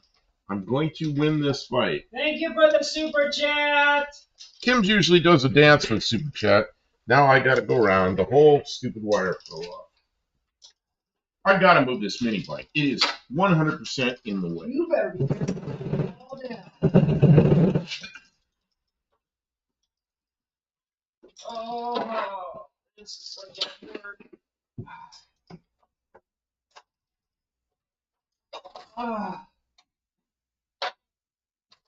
Kim, we got Super Chats and we're falling down on our duties here. Okay.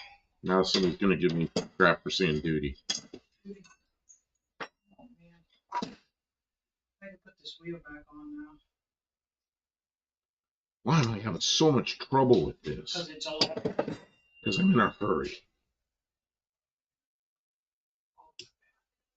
Okay, I'll just hold it here. Okay, the lights are on. Super Chat. That's why I'm trying to do all this.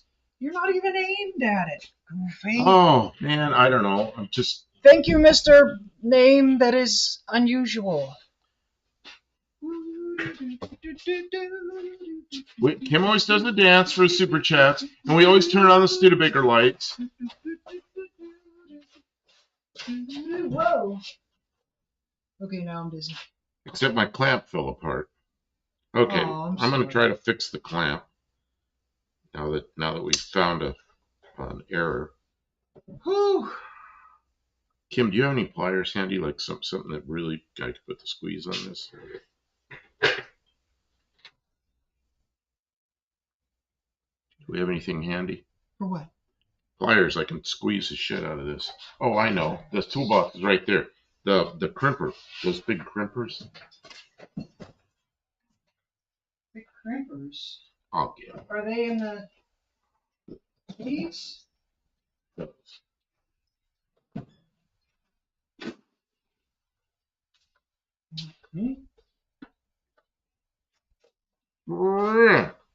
Maybe that'll stay this time. Nope. No. Gonna have trouble. They broke it. Gonna have trouble.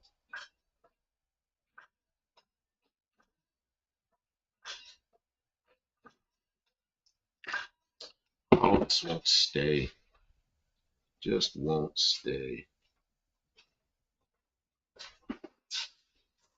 You know what I've learned? When you try to fix stuff in a hurry, it never works.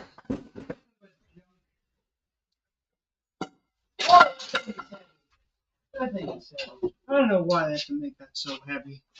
Wow. Oh, sheesh. It just won't stay. What is wrong with I don't know. this? Dr. Campo's having problems with the electrical.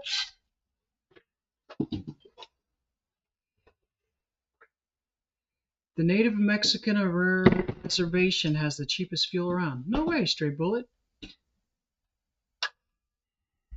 Sid Atoya says Maxima Dance Kim. There you go. Raw Dog likes the Quick Trip. What gas station do you like the best around here? Me? Who's the one that's real cheap? Is it a Marathon station? Or is it a Raceway? Raceway has the cheapest gas. This is no good. Uh, Because now it broke the wire off. Now it's turned into a chore. Fail. Complete Fail. Well, just use the clip to hold the wire. You know what it is. You know what the problem broken. is? That's what it is. No, the problem is that wire doesn't reach this table. I know, stretching the shit up. Well, just don't put it on the table. Put it over there. Well, it used to reach until we kept moving the table south, and then it doesn't the reach. table does not get dictated by the wire. Well, don't take the wire longer. Let me fix it first. Kim, it's broken off. You can't stick that on there. It's broken. She's gonna stick it under there anyway. I want to fix it right. It's working. But you have to do it right now during the stream. You gotta walk away. It's some goofed up. Here. Just stop. Let me fix it. I'm stopped. Letting you fix it.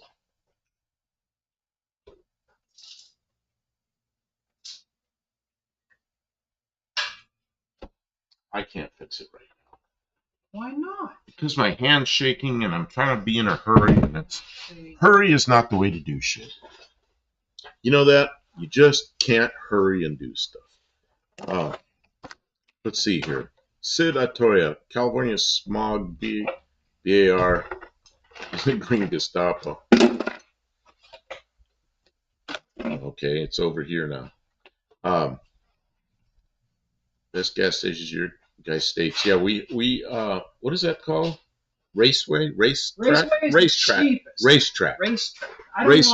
Racetrack's not only the cheapest, they have the most selection of all different kinds of fuel, like E85 and E15 and E10, and I don't know if they have the 100% gasoline. No. And they have diesel. They have all kinds of stuff and all different price, you know. They're on the other side of town where I don't usually head, though, so I don't always go there, but they are the cheapest. Cheapest is not always the most important thing. Sean O'Brien's here. Hello, Sean. I got my car all bolted up and after work tried to start.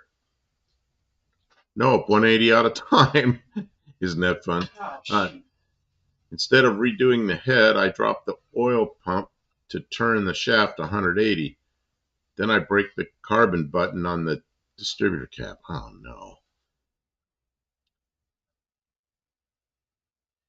Olive says, I'm no gambler with money. But Carl found an E3 spark plug ad. Hey, spark plug ads for E3. 2 points. You know the E3, Kim? I've never seen an E3 spark plug. Really? Oh. I think I have.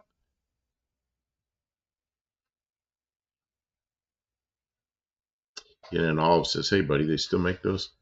Sean says, I'm trying to maintain a good mood, and I'm close to just have to wait again for a new cap. Yeah, you know, I don't like that. When I get to the point where I'm trying to get something done, and I got to stop and wait because I don't have parts, that is really annoying. That's why I went to the hardware store tonight, because I didn't have parts. Yeah, Kim went to the hardware store tonight because... to rebuy parts that I already have that I can't find. Oh, Kim, my left hand does not work anymore. It's so lame. Oh, it's so lame.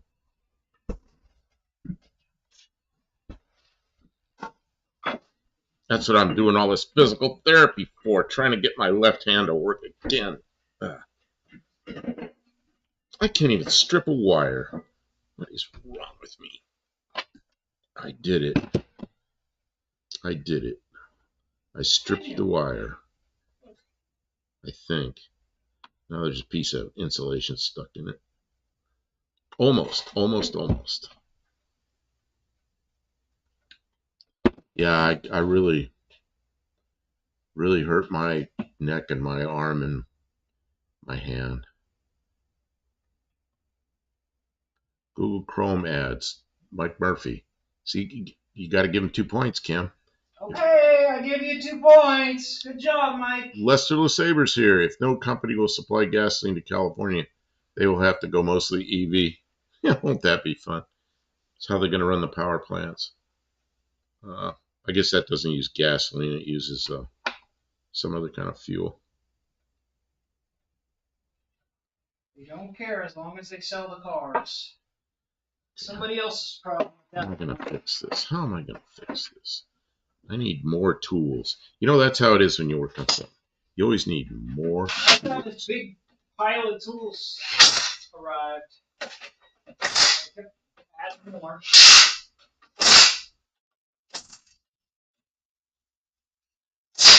Product says, but I want to move there. I want to move there to further my YouTube career in the weed industry. You know, my brother-in-law, who passed away now, but he was trying to quit smoking, and I told him, just smoke weed, you know, because you like it, you know. And he goes, it was easy before it came legal, because now you have to have a permit, and the county wanted $3,000 permit to have a plant, you know. So he was really upset about the whole legalization of the thing, because it got more difficult. So More difficult. Yeah, because the county wanted $3,000 permit so you could have a plant, you know. That's a shame.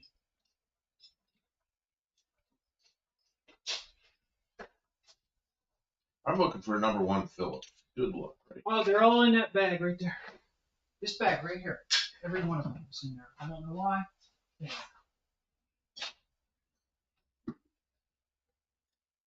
This might work. This might work. I'm gonna get my Studebaker lights working again. Yeah, does YouTube allow weed channels? Yeah, I don't know. They might not.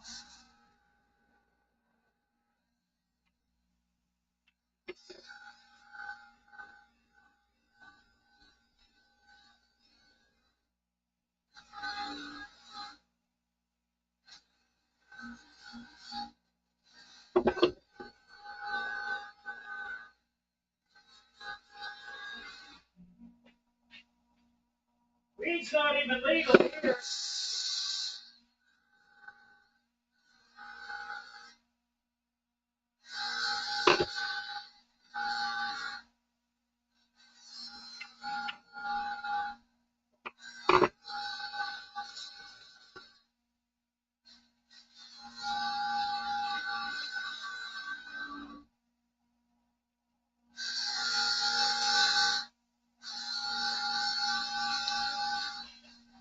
More tools.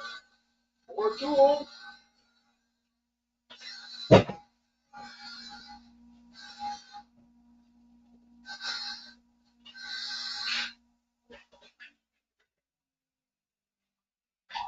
Product says yes and no.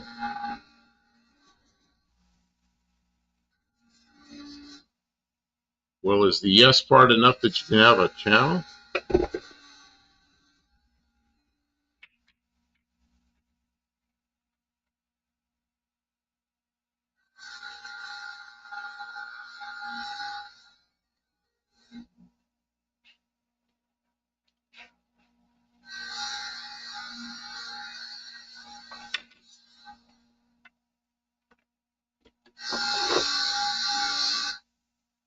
Dean Sears is plant maintenance.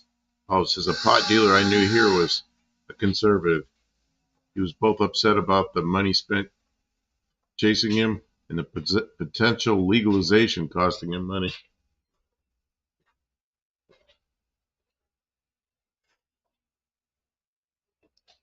Why does this not screw? What's wrong? I'm just having trouble. You know how it is. Yes. I'm having trouble. I'm trying to make something work, and my hand's not doing what I expect it to do. My hand is not being nice to me. I'm sorry that your hand doesn't work. My hand doesn't work like it used to. See, that's another thing. I'm a little worried about this aluminum car, because I was so capable at one time. And now my left hand, I struggle with it. But I think I'll be okay on bigger things. It's a little tiny stuff that need, like this. I'm trying to feed a wire through a thing and put a set screw in there, and I'm having trouble with it. Okay, then the battery ended up over there, right? Okay, so now we're probably need some tape. Here's some tape.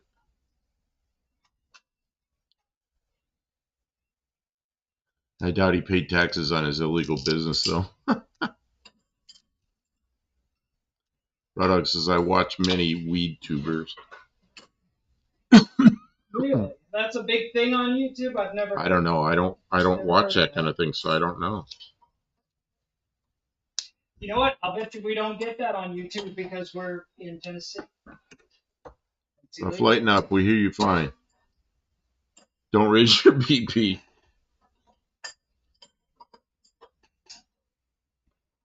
It's just the daily left-hand struggle.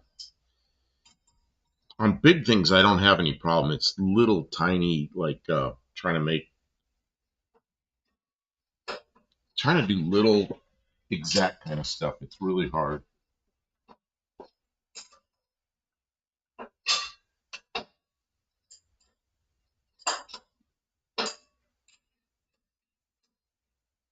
Okay, here goes a test flight. Does this work? See, Studebaker lights are working. Oh, good. I got it fixed. Good work. Still a little goofy, but it worked. I knew you could do it.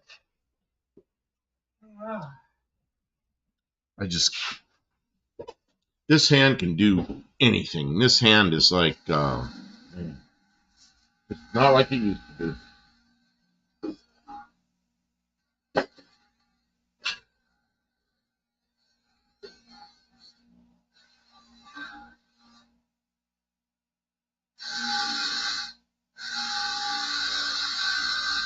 This is Hippie Long says smoke and scan gets 1,000 foot light.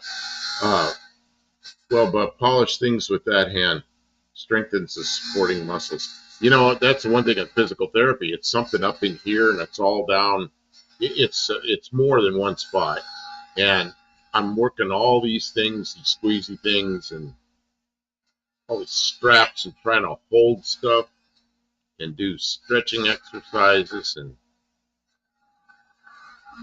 I am making progress because this hand hurt so badly I couldn't sleep. I'd be up all night. And now I'm to the point where, like last night, I slept all night, which I really slept well. My hand wasn't hurting, so I know it's getting better, but it's a lot of work, but it's worth it. Roddock says to start an illegal weed business plus dispensary takes about $44 million if you want to be successful. Not to say you can't do it from the ground up, it's just a lot harder. $4 million? I can think of a lot of things I'd rather do with $4 million than play with a bunch of weed. Hippie Long says weed just shows up free in California. Yeah, go up into Humboldt County. If you had $4 million, how many things would you rather do than mess around with weed? Yeah, $4 million. Especially in California, where you got to fight the California. I mean, $4 million? See, I think like a poor person. $4 million, I could get my car painted. I could get my car painted. I get a new windshield. Get a new windshield, get my car painted. I could buy the new crank-up window instead of the used one. That's right. You could just buy the window you want. You could buy a car that already has a window in it.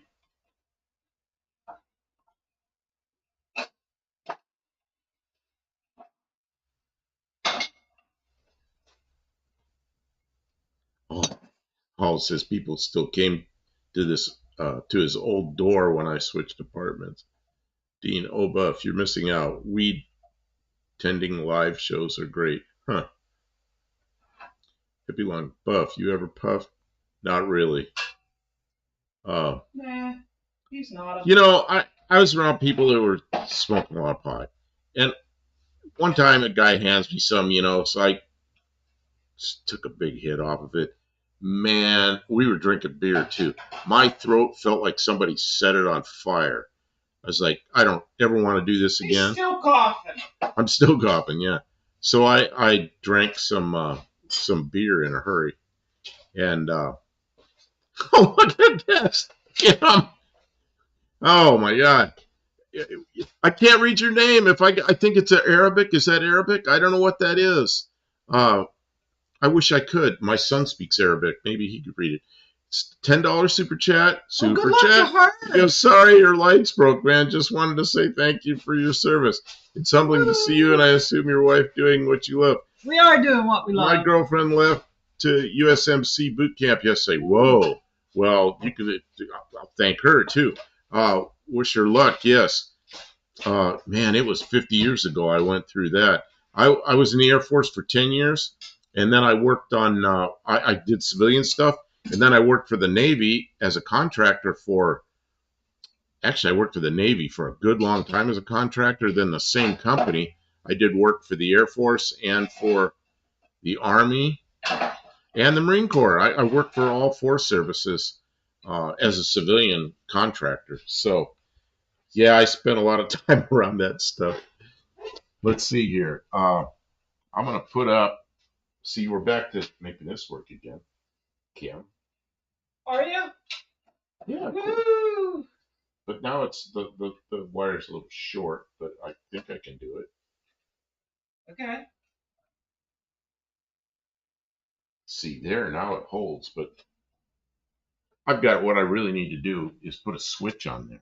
So I'm going to let that run now because that's a $10 super chat. That's a really good super chat. Thank you so much. Thank you so much. Yeah. This is what That's awesome. The super chats we get are what keeps our thing going. Like we took all our super chats and we bought I always say a new computer, but it was a used computer from a place that refurbishes like computers from businesses. But we had a real piece of crap in here. Well, right back here where you can't see, there's a computer that we bought. It's an old office machine, but it works just fine. It's an old office machine, and it's got Windows 11 on it. And Kim I think you put a board or something in it, but it works. It's got a video card so it can run. It works great. And that was. Yeah. That was our first super chat. That's super chat money. Made our lives up here at the shop work really well. Yeah. And I got some extra monitors. Old monitors for $40. She bought TV sets, like flat panel TVs that are like 40-inch or maybe 50-inch or something. No, those are like 40, 45. Turn them on their side and put the chats. Here, I'm going to show you what the chat looks like here. This is a monitor. That's a monitor, what our chat looks like. So the old man can see. Yeah, because I can be way back from that and see it real well.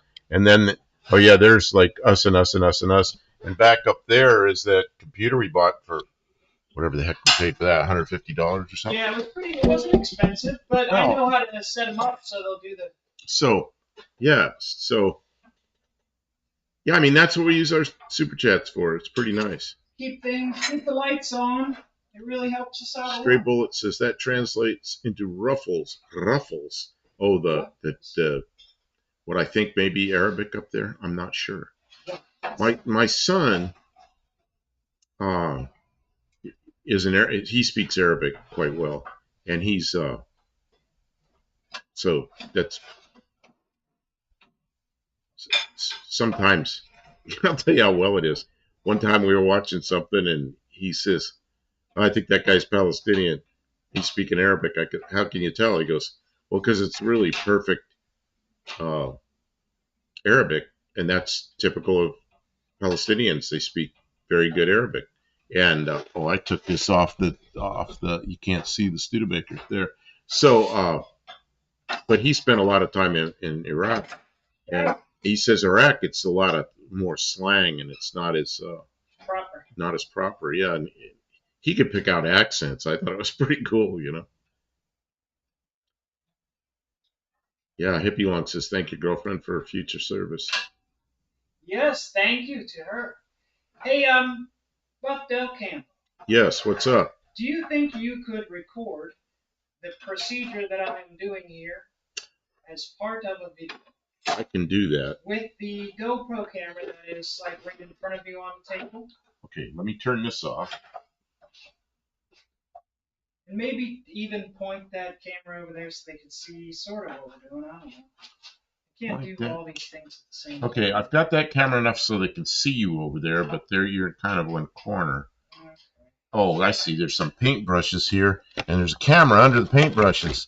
That must be the one you're talking about. That is the one. Oh, it's plugged into something. Well, unplug it. Well, it's got tape around the plug. Oh, no, don't. Just bring the whole thing. Wire it on. Okay, let me see what I can, because the wire's entangled. It's tangled wires. I gotta figure out where this goes and get it. Okay, I've got it. We've got this camera. This is the one, this GoPro that it overheats. This is the one Kim put she put those aluminum heat sinks on it so that it stays cool. Hey, oh yeah, brother, I love to hear it. I was medically discharged from the Marine Corps 2 years ago from a motorcycle accident. That's too bad, so I've been missing it a lot. And most definitely, I thanked her lots. And that's another $10 super chat. Another one. So now you can come get your own camera because you're going to have to dance Thank to you. that That's one. so generous. I gotta put your lights back on. So here we go. I'm a working on the car. Working on a car. Working on a car. What we're doing, if you're not aware, is we had this old Triumph Spitfire, and the engine runs. We got it running in the last couple of weeks, so the whole motor and everything works. I'm getting the brakes sorted out tonight, but they're mostly working. We've got like a temporary piston so I can push and actuate the brakes and make sure they work. But he, having been worked on airplanes for many years, is planning to rebody the car in aluminum. Yeah, it's going to come together pretty quick. Wait till you see. Don't say that. Oh yeah. You just jinxed the whole thing. I mean, compared to every time I think something's going to happen quickly, everything's harder than you imagine. Well, it's like me. I was going to put that clamp back on there. Oh, that's only going to take 30 seconds, 30 seconds. And it took me like 5 minutes Hours. of screwing around with it. But I wish I could pronounce your name. I want to thank you for your service, especially in the Marine Corps. What the heck? I was going to grab you, but you were going away from me. But thank you for the donation. We really appreciate it. The Marine Corps can be a tough life, depending on where you get sent and what you're doing. But I worked with a lot of Marines. Ooh. And what I did with Marines, well, I did a lot of flight testing with unmanned aircraft, the big drones, big hefty drones.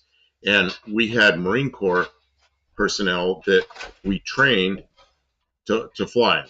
And so I worked with the Marines in that capacity for quite a while.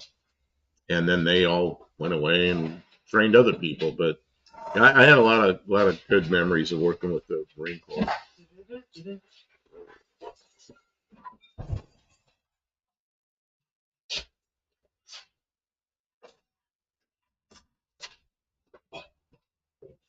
I don't know what you're trying to do, right, Hill? Okay, you want me to shoot some video. Yeah, guys, I apologize. There's going to be a little bit of a delay here while we shoot a quick video. We call them ruffles. Oh, here we go. I saw your YouTube short about the car body and saw you were live and saw your hat. So I had to say, well, I really appreciate you stopping by. And you know what? On Tuesday nights, we do a live from we call it the studio. It's in our house. And we show pictures of people's cars and all that kind of thing. We do it earlier on. We have a big green screen, and if you check out the channel, you can see all the previous live streams, so you can see what we do. And all the viewers send in pictures of their cars and everything. It's kind of fun. It's a fun thing on Tuesday nights. And then other nights, 2 or 3 nights a week, if we're in the shop here, we'll just go live just for the fun of it in the shop, and I'll sit there and chat and help Kim. And yeah, you're welcome here anytime. We're not leaving. We're just working here on something real quick. And I could use the extra. Okay, don't get too close. Last time you were a little too close.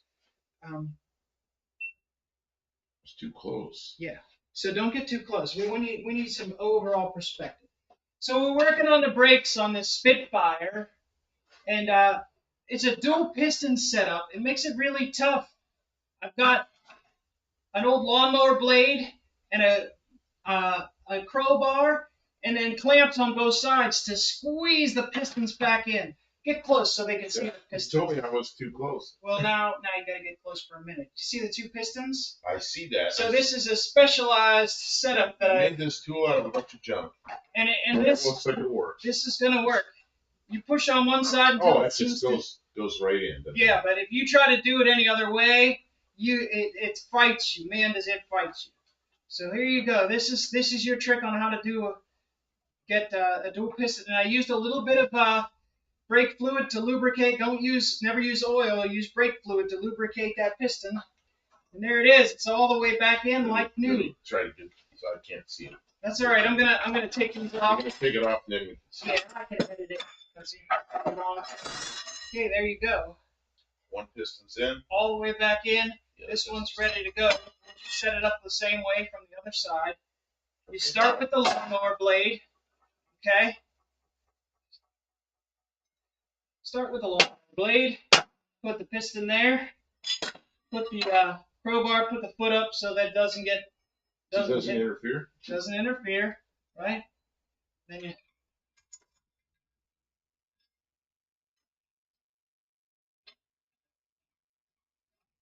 set that up nice and comfy.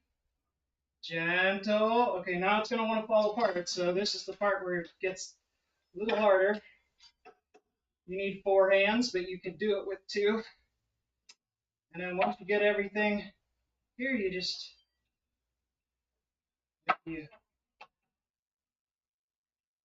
it goes so easy. It seems like it shouldn't be fair. If it doesn't want to go, it's a little bit jacked. Just work it back and forth. Is it going in? I think I need to go a little more on this. Yeah, it's a little bit on this side. So make this one up a little bit.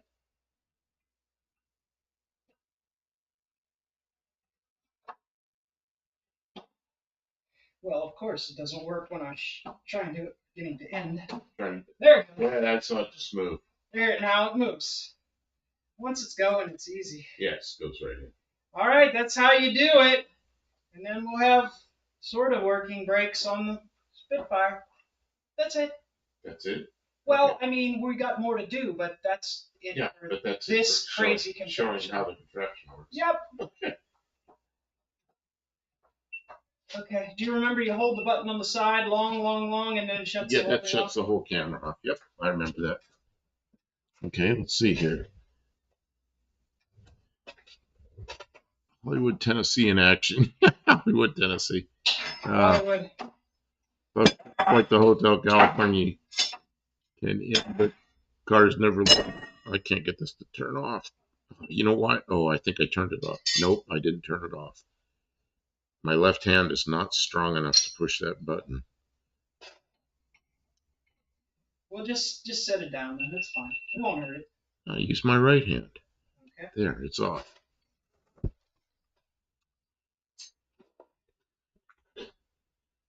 Yes, the Marine Corps is most definitely a challenging lifestyle. She is an admin. She wanted Comstrat. I don't know what that is. Comstrat. But the gunny kind of messed that up for her. But she is very strong. And I'm super proud of her. Well, yeah, I guess. Yeah. Of course you would be. That's awesome.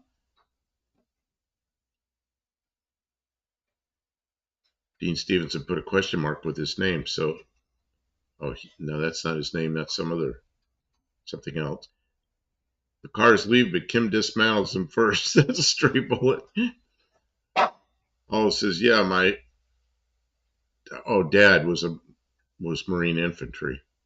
And my son is Army, but he's Special Forces. He's an SF guy.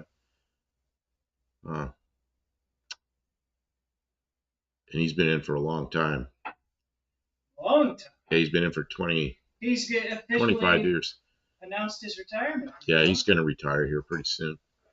That'll be Uh, retirement is a nice thing. is the core prepping? Oh, the core.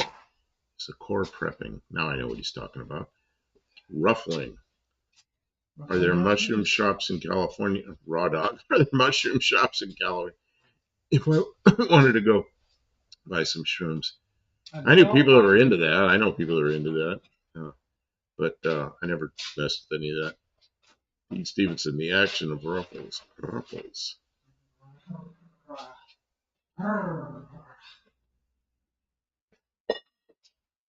There's my anti-seize. Your anti-seize. Anti-seize. Anti-seize, that's clothing you put on when you work in a nuclear When you power don't plant. want it, it's everywhere. When you do want it, you can't find it. Why did I lose anti-seize? Oh, that kind of anti-seize. Yeah. I swear, I just was bathing in it. You're bathing in anti-seize. You know, it always seems that way, doesn't it? You get that stuff on you, it just spreads. Now I want some, can't find it. Yeah, that one time my 64 Ford, way back when I was a teenager and I first got it, the hood latch was not lubed very well, and I put oil on it, and it started giving me trouble again. So I goobed it all up with anti-seize, thinking that would stay put. Well, it did, but every time I leaned over that car to work on it, I had a big anti-seize on my belly. What do you guys think of this tire? Oh, what Think happened? that'll hold? They hold what? Air? Hey, that's a good tire. Look, that's a Firestone tire. Fire. It's a Spitfire with a Firestone tire. It's made of stone. Oh, he says, nice. I was Special Forces as well, but for the Marine Corps, called Mars. Where did I go to basic training? Well, I was Air Force. So I went to, what is it, in Texas? It's in San Antonio. Who stole all the anti-seize? Anti-seize. I need it. It's Lackland Air Force Base. But, man, that was in 1973. Tons of it. How can it all be gone? I'm going to yell louder and louder. I can tell you're getting louder and louder. Where's the anti-seize? Hippie Long says it's on a wooden shelf on the other side of the room. Oh. He might know. Credit Karma ad. 2 points. 2 points, she says. Bad attitude. Says, anti-seize is like glitter. That shit gets everywhere. That's right. That's right. Man, so you were, I don't know what they call in the Marine Corps. They just say SF or they call it just say, I think that's pronounced Marsa. All right. I'm not using it. I'm not going to use it. You want me to? I'm not using anti-seize. Did you take it out? Did you take it outside for some project? Why on earth would I take anti-seize? Since you got projects all over the place outside. Damn it. I probably did. There it is. There it is. It's on the frame of the car, right where you're working. Right where I was trying to work. Now I got oil all over it instead of anti-seize. And they didn't see it. Nobody saw it. Damn it. Nobody pointed out where it was. Mexican Spec says, today I put the wheel back on and put in power steering fluid as well as trans fluid. I drove it to the gas station to put 300. Is that the AMC's been Put working? 300 in it and fill the tires. Yeah, it's 83 AMC Spirit. The mechanic dropped the tank and fixed the float blockage. He also adjusted the carburetor, which could be called the carbonator, but I call it Carbonator. because it's what causes the carbon. Stray bullet, 2.9% financing on brand new Grenadier off-road vehicle. Is that a commercial? Was that an ad? Mexican Spec says, when I got back home, the engine was shooting coolant out the back of the engine. Oh no. Man. Oh no, like between the engine and transmission, that core plug that's back there on the other side of it. Mexican. Other side of the That stinks. I can laugh because I've had that happen before. You cannot laugh. That's mean. No, I laugh because I'm laughing because it's happened to me, and I'm not laughing at his misfortune. I'm laughing at it's just the way shit happens, you know. It just sucks, you know.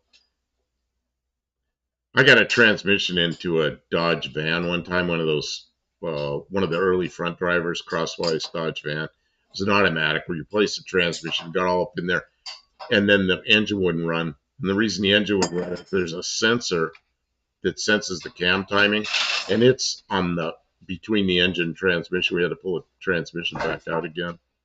What a pain in the ass that was. Why do it right when you can do it twice? That's right. Good nights, because we do it twice. Tim got a Harbor Freight ad. 2 points. Harbor Freight.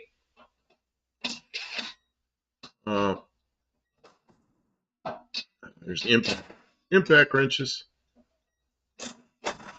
Yep. Impactful, as they sometimes are.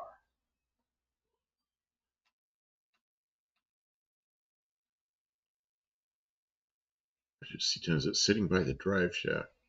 Yeah, it sucks. Are you gonna? Is it between the engine and transmission? Is that freeze plug back there on the back of the block? Or you don't know yet? Sounds like a transmission job. It's either pull a transmission or pull an engine. But that car might be easier to pull the engine. Yeah, probably. Yeah, it's a 6-cylinder and it's big open hood, big AMC car with lots of room around the engine. Yeah, that'd probably be easier than messing with the transmission. Yeah, and Mexican spec says I'm sure it is, but the engine has to come out to fix it. Good. Man, I'm sorry, Mexican spec. Old cars. What can you do? That's why nobody wants old cars. He says it sounds so good revving it up. Oh, it'll sound just as good with all the water leaking out of it. For about an hour. And then it'll sound real bad. Mexican spec says at least my Durango is fixed. The air wasn't blowing cold, so I took it to the air shop. And they put some Freon in free of charge. Well, that's pretty nice. Free of charge? I'm moving to Mexico. Mexico. There's some really good things about it. You know what I paid for my prescriptions today? It was $129. I'm thinking, man, it might be time for a trip to Mexico. Is that a month's worth of prescriptions? Well, it's got some extra stuff. Oh, that's right. Yes, it's pronounced Marsoc, and the name is indeed Arabic. It isn't a real word, though. So that's why it looks strange. I heard Lackland is a very nice base. Maybe things have changed. Well, I was there. I mean, it was all brand new barracks. It's almost a mind game because we got these really nice brand new barracks and they were air conditioned. And I was there in the summer. So when you walk into the barracks, like, whoa, does that feel good? And then you realize they have it set to about 55 degrees. So after you're in there for a couple minutes and all the sweat boils off you, man, you're freezing in there. So it's part of the basic training mind games, you know. But yeah, it was a nice place, I guess. I mean, you know how basic training is. They run you around and play mind games with you, and you just figure it out and get through it, you know. Sean O'Brien says, "What did you end up doing with the body?" It was on that frame. Oh, Kim took it apart. Here's part of it. See, it was made out of Bondo. When I was laughing and saying it was made out of Bondo, we got lots of this stuff around. If you hang out for a little bit, we'll be bringing it in the garage. But we did separate. There's like a channel that goes over the rear end and the wheel wells, the rear wheel wells. And that part seems pretty solid. So we're going to use that because it'll bolt up to the frame and because the wheel wells are there. And we're going to use impact wrench. Okay.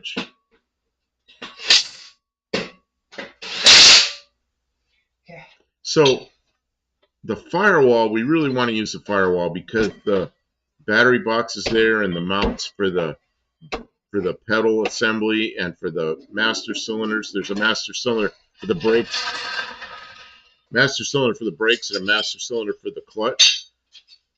But it is a really rusty mess, so I think I'm going to use that kind of as a pattern and just make new steel and weld it until we have a new firewall. Kind of just use it for that. But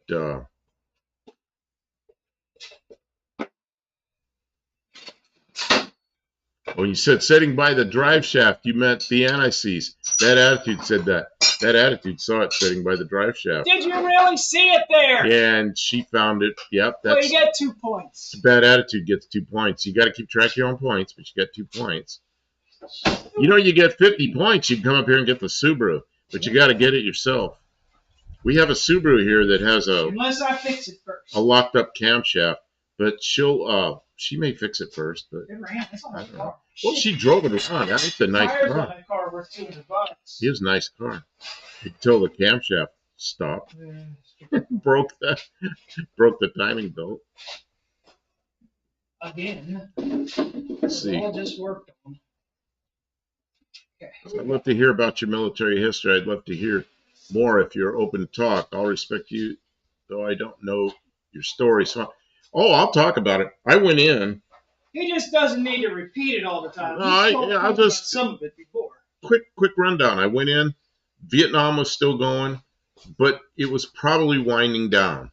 The day I took the oath was the day they signed the Paris Peace Accord. But I didn't know that at the time. I didn't know that till I got home. I was in Los Angeles, and I rode the bus the next day up to where I lived in California, and then I found out they signed those. But there was still a lot going on in Southeast Asia, so I thought I was going to be there. But I ended up not going there. I feel like I got away with something. They sent me to Travis Air Force Base, and I worked on, you know what a C-5 is? Big, giant airplanes. I worked on C-5s, and then there's another transport that they don't use anymore, the C-141, and I worked on both those airplanes for quite a while. In fact, most of my Air Force career, that's what I worked on. And then I worked on you know what an APU is? It's a small gas turbine unit that's inside the airplane that they start engines with. I worked on an APU shop in the last 2 years I was in. I was in charge of that APU shop. And then I just got tired of it. I had a law enforcement job that I kind of wanted to do, and I just decided to. I was on my 3rd enlistment in the Air Force and just had enough. So, 10 years in, big decision, stay or go, and I went. And then the law enforcement thing was fun for not quite 2 years. But I was an airplane guy, and by then I had a pilot's license, and I was flying, and I just went the whole civilian route with the airplanes, which after many years of that rolled around to. I had a customer that was a defense contractor, and he wanted me to work on one of the airplanes that I designed some airplanes, and he wanted me to work on one of the airplanes that I designed, and I went to work for him, and that was a really smart move. I didn't know what it was going to end up being, but I ended up out in Yuma, Arizona, working in flight testing for many, many years, and that's where I belonged. I really enjoyed that. That flight testing was. We take an airplane, we either decide that it was not worth messing with, or we decide that it had potential. And if it had potential, we get it up to speed and get it flying and write all the manuals and the flight manuals and the maintenance manuals and all that kind of stuff. And then we train the first group of people that would deploy with it, and they really became the instructors. So we get them going, and then sometimes we'd still be kind of interfacing with them until the airplane became something that was really usable, and then we're off to something else, So that was basically it. Let's see here. Folks, the space idea isn't the worst ever if the car is for you personally next. Then you can take your time with the old one if you want it. That's the spec. I'm trying to get the deal done on the 69 Dart GTS right now. The buyer is a follower of Dead Dodge Garage, He saw it on YouTube and contacted me. Nice. He's also in Washington. Oh, you know what I heard, Jamie? Plug in your stuff. That's fantastic. It's working up. It's all coming up, bro. It's all coming up, Millhouse. So, good stuff. Mexico straight billet. No thanks. I have the Mexico only 4.6 inline six. It's such a great 270 horsepower 4x318. Okay, right on. guys. The best diesel trucks ever made was your favorite. Okay, I've got to. The chat's getting away from me. I'm sorry, I didn't keep up with it, and Kim needs my help. You gotta put your gloves on. We're Put gonna my bring in gloves part on. of this Spitfire. You guys are gonna get to see it as it happens. As it happens. We're not going far. Spitfire. What's coming in? Back. The back part of it? Yeah. Well, before I do that, Yeah. I need to tighten my belt because my pants are gonna fall down. Okay. And that's not what All right. desirable. I'm doing a little dance to keep them occupied. Guys, I'm sorry for the interruption. Hey, this is a working shop, and We're doing shop stuff. also we do lives. This here is the frame, and we've got parts of the body. We're not going to do all the body, but some of the more important mounting points, like these. Okay. You'll see. You'll just see. You'll watch. Is that toolbox good? You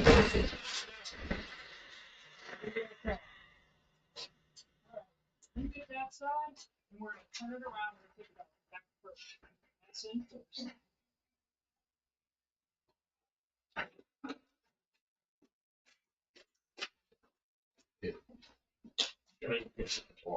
Yeah, sure. Gotta go over this? Can you go over? No, I don't know if I can do that. Just not from here. I can't.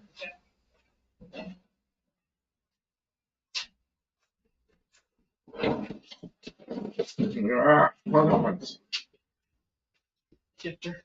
Okay, you're on the wheel? Yep. Okay.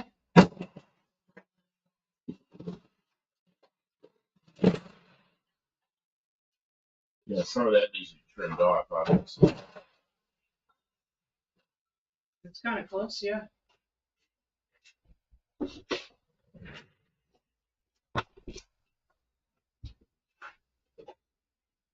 So let's see if I can get back to the chat here.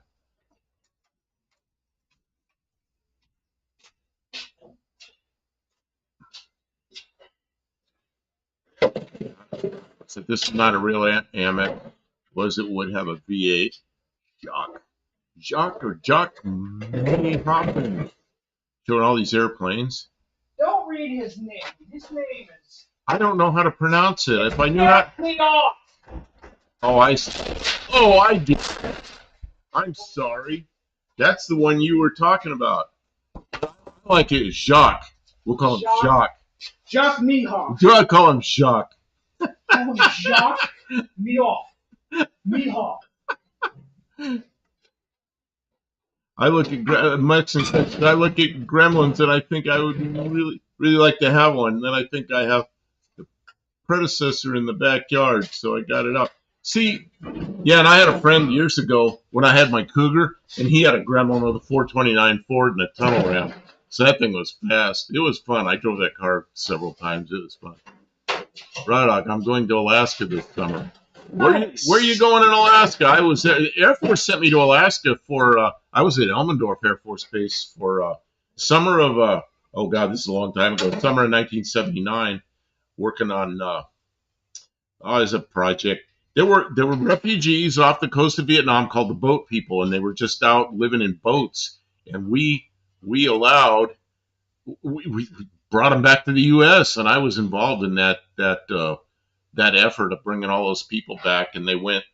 I know it seems like way out of the way, but it isn't. The route going up the north in Asia and then across to Alaska and down into the U.S. is the shortest route. So I was doing that quite a bit. Man, that was a lot of work writing a flight manual and restoring an aircraft, finding the flight logs and damage reports and previous owners. Oh, yeah, but we were test flying new airplanes that had, we had to write the flight manuals, right?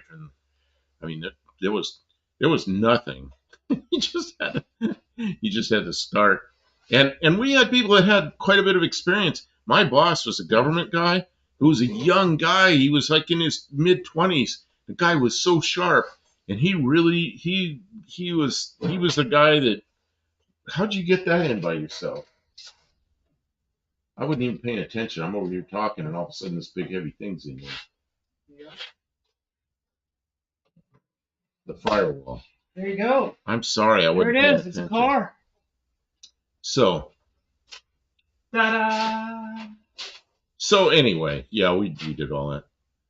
Um, and I worked with one thing about working on flight testing. Can you I pause worked for a with second? yeah, just a second. I worked with a lot of good people. That was what was really fun out there. A lot of people that understood what they should be doing and worked well together. Okay, what were you gonna say? I'm gonna show this on a video. Okay, well, a lot of that needs to be cut off. I'm just videoing where we're at. Okay.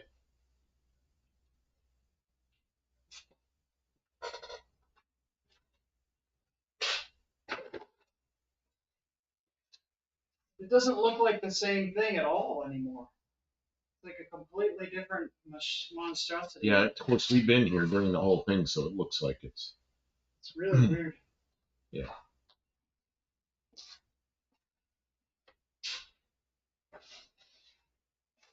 What do you think? Well, I think that piece that goes over top of the axle and the wheel well is a good idea to keep that because look, it's got the seatbelt mounts and it's strong. And but after that, it's all going to be different. Yeah, it's all going to be different. Yeah. So that can come off. And then I don't want the dashboard, but we need to keep that one piece till we get because that's like a jig to build the firewall from. Because we got to redo that firewall. It is extremely rusty. Yeah, it's but we've got plenty of sheet metal steel that we can do that, and yeah. we'll just make new parts, bend them up in the brake, go over there and cut out the rust and weld in the pieces. Yeah, we'll probably end up with a brand new firewall. It just we'll do a section at a time so we don't lose the shape and. Oh, that makes sense. Yeah, and then we'll make floorboards. It'll all be good. Yeah, the floorboard we're gonna have to build some outriggers on the frame, weld them up, and then we'll do the floor. All right, I'm done recording. Okay. Thanks, everybody. Sorry, we have to video some stuff. He still has to do YouTube Shorts tonight. He didn't do one today because he was busy with the other things. I don't know if you want to share your business. Yeah. Spitfire, gotcha. North to Alaska, yeah. Dean Stevenson, we had a Vietnamese boat people family in our town too. Oh, what the heck? I'm sorry, I got caught on the car. I was in Ohio, summer of 22, working on a job, and it's when all this stuff was going on with the pandemic and everything, and I had to get, I don't know, I think the third or fourth shot, maybe fifth shot, I don't know. So I went into a pharmacy there that was doing it in Ohio, and the woman was Asian, and I got talking to her a little bit, and she said that her brother was one of the boat people and came in, and then he had her somehow he got her as an immigrant into the U.S. So it's like, wow, I get to meet somebody that was one of the boat people, and it was kind of interesting because I was involved in it but never met any of them, and then there I am, one of them working in, somebody from the family working in Ohio, and she was an RN. She got her degree and working. It's pretty cool. Buddy Garfona says only a car nut looks at that and says I can fix it. I can fix it. Triumph kit car hype. See, what we're actually doing, we're just using a couple of pieces of this that make sense to keep around. It's going to be all aluminum. I'm going to build it like I'm building an airplane wing. Just I've got rolls and rolls of aircraft aluminum around here. I'm never going to build another airplane. So we'll build an aluminum car. I kind of got an idea. You could just make it into a go-kart. It would be a zipping little go-kart. It would. Says hey Buff, think you could take care of this in like a Lotus 7 or BSA Scout kind of direction. I kind of, I've said before what I kind of want to do is something that's like late 50s, early 60s, and I use the word Chrysler-esque. Kind of little fins on the back and taillights in the fins, and the front like canted headlights, Chrysler 300 kind of look, but much, much smaller, a tiny little, Chrysler. GM had the Corvette, Ford had the Thunderbird back in the 50s, the little two-seaters. Chrysler never did that. And what I said was, just do something like what they should have done, but it'll be even smaller than that. It won't be a Corvette size, it'll be a Spitfire size. Call it a Buffington. That sounds British. Let's see here. It's a 38 split ray, 38 special. Stray bullet. I'd probably just build a cage with minimal body work and turn it into a go-kart. Man, I saw somebody do that with a C4 Corvette. All the fiberglass was gone. They were just sitting there on this thing driving around. God, it was like a giant go-kart. I bet that thing had a lot of power, because no body on it. Yeah, nothing. Just motor and wheels. Otis 6. Mexican Spec says we're keeping quiet few or quite few. So I'm thinking a replica of a 66 Toronado. What do you think? Well, that's a pretty complicated looking body. I like 66 Toronados. That's of styling exercises in cars. I'd say the 66 Toronado might be my favorite all-time design. Just the wheel wells and the way the hidden headlights were, and just the whole thing. I mean, it was just that was a great looking car. And I remember driving when they were fairly new. It was a pretty nice car to drive. Yeah. But it wasn't a sports car. It was a big herky car, but it was all right. Also says there's an older Brit car called a BSI Scout. Yeah, it confuses Google because of the Boy Scouts of America, but the same company made that. BSA, what did BSA stand for? It's something that wasn't even cars, was it? It was, man, I don't remember what it was. It had to do with weapon systems, I think. Mexican Spec says, if Buff can make an airplane, the car is nothing. What's really good about airplanes is the lack of, in the U.S. anyway, the lack of regulation. In the U.S., the airplanes have to be inspected after you build them, like a airplane you build yourself. But the inspector is only allowed to comment on your the quality of the build, but they're not allowed to comment on the design. Now, if they think the design is something that isn't going to do well, they'll give you an area, a flight testing area. Normally, it's within 25 miles of your home airport, like a circle of 25 miles around your home airport. But I know a guy that had an airplane and he built it, and the inspector didn't like it, and he gave him a corridor between two airports, and they were out in the desert, so there was nothing there. And he didn't want him flying that airplane over anything other than the desert. And he got his time flown off of it, and then I'm not sure he did anything with it much after that. In fact, I don't think he actually finished it up. The Kim Cart. Hampshire, Alaska is where you're going. Raw Dog, that's where I was. I was at Elmendorf Air Force Base, which is now Joint Base Elmendorf or something. But it's, I was in Anchorage. It's biggest city in Alaska, and it isn't all that big. But it's a interesting place.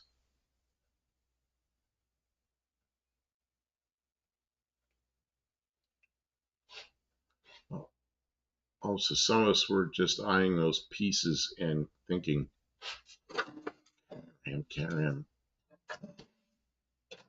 Yeah, Mexican Spec says Buff, 61 Chrysler styling cues. Yeah, I think the back end will be probably not very Chrysler, but fins like that. But it's not going to be a replica of a Chrysler. It's just, I say, kind of Chrysler because it's fins on the back and then like a 61 where they had the headlights that were canted like this. I really like that look, and then a big opening mouth, and then it's going to be so low and so small there really won't be room for a bumper, so that mouth will probably be down kind of low near the ground. That's kind of what I'm thinking. I don't know. Chrysler did the Sunbeam Tiger, was sold with a Ford engine for 3 years. Yeah, but they didn't really do that. That was a Sunbeam. They sort of inherited that mess, didn't they? But yeah, they had it. They sold it at Chrysler dealers. But I'm talking about the 50s. GM did the Corvette. Ford did the Thunderbird. Geez, even uh, Kaiser did the Kaiser Darren.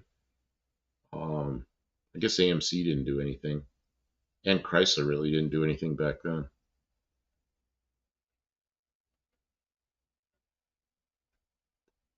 Let's see, Buddy says tornado. I think it means tornado, nice looking car, but thought its cousin of the Eldorado was better. Yeah, the Eldorado came in a year later.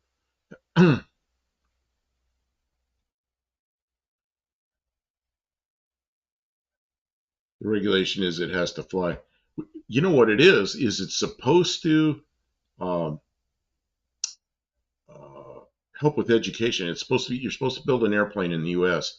for educational purposes. And we got ads coming up. All right, I got to take the chat so you can look at the project because you're so distracted. I know, because it's interesting stuff right here. You guys are great. Thank you so much for being so active in the chat and hanging out. But I need to get him to look at this because I need to know where to go next. I have some nexts, but really I want you to tell me like what we need to do. You're telling me like, oh, we're gonna need this and we're gonna need that, but like I need some more specific direction. See this thing right here? These mounts. Okay, let me get the camera so you can show the camera too. Can you show the camera if I give it to you? Somehow. Well, I'm trying to figure this out myself. Well, do you want to take some time? I need your help. All right. What do these do right here? What do these do? You took bolts out of here. That's where that is. Yep. Okay, I'm not going to record yet. I want you to look at it. If you don't even understand how it's going together. Okay, no, I do there. Okay, so I think we need to get rid of this floor, but probably keep this. Because I think you're right about bolting those up to there. Mm-hmm. Get rid of all this. So this panel, this wall, and these things, and this floor, and that pump, and the wheel wells. But then everything that isn't wheel wells, I think we need to take it off. Well, this is the VIN tag. Well, we're going to have to put it somewhere else because this car isn't going to have doors. We're going to climb over the side of it. It's going to be that low. Get in like a boat. I don't want to put doors. That's fine. I mean, we can move the VIN tag. What makes a difference is if you have the firewall and the frame, it's still the same car. Okay. It's when people go and put VIN tags on something that shouldn't be there. Okay. that never was. This is legal, and it is the same. If I cut, where do you want me to cut this? You want me to cut this here, or do you want me to cut this like here? Because this adds rigid structure. Yeah. If I cut it way down here, you're gonna have to build some kind of structure back up. You got this hole and this hole. Why not just continue right and leave that blade on there? Okay. That's an attachment point. What's that do? Oh yeah, that thing needs to go. Yeah, I mean, if I cut this whole thing out, these are gonna flop in the wind. So you're gonna have to build something strong again. Those things need to be lopped off. Okay. Just lop them off like here. You can't see. I know how to get rid of them. I'll get lop them off with the top of this. Okay.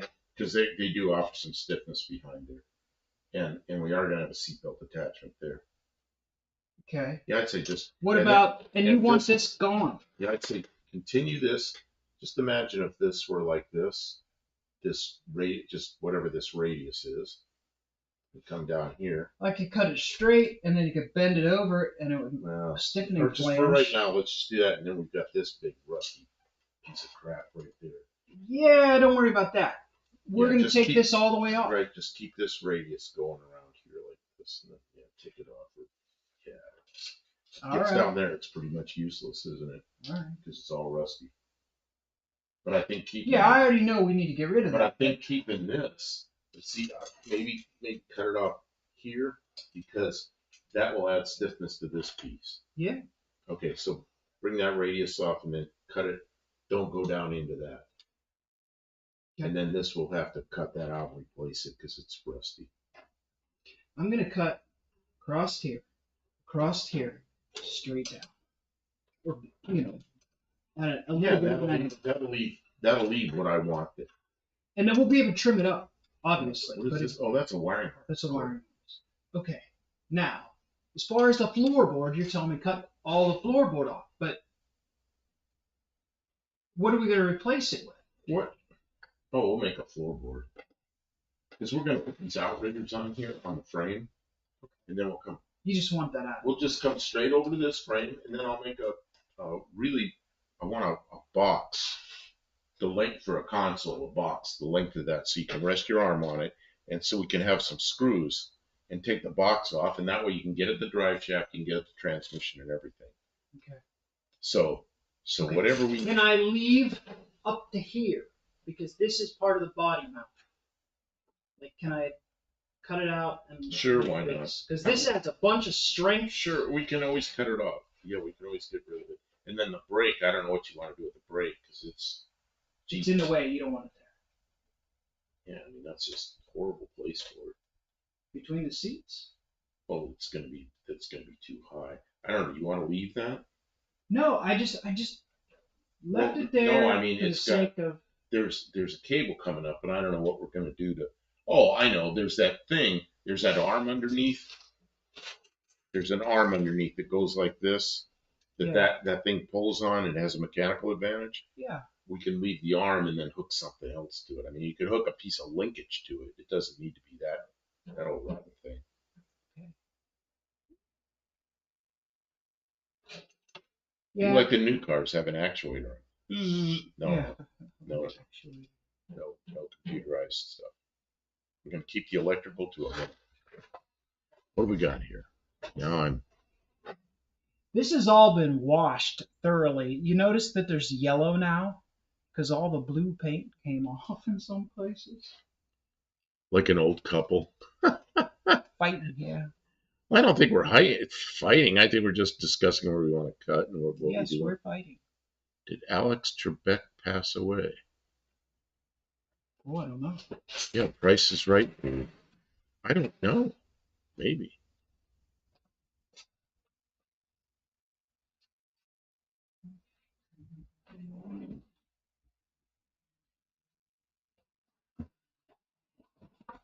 Yes, he did, huh? Bob Barker, yes.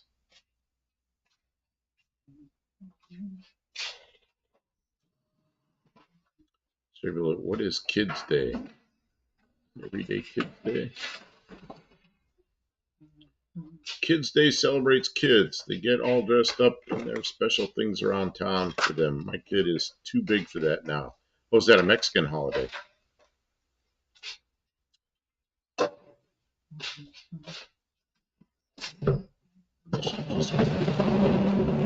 They should have just. She's making noise. Where was I? They should have retired those game shows that had long-term hosts. They still make money. I only knew a few questions on Jeopardy. Questions are tough. Mexican Specs in Mexico on both Jeopardy and Wheel. They have scantily clad women on the stage with the people. Yeah, I've noticed they do that in Mexico. Don't they do that with the weather reports as well? Oh, in a lot of countries they do that. Really good look.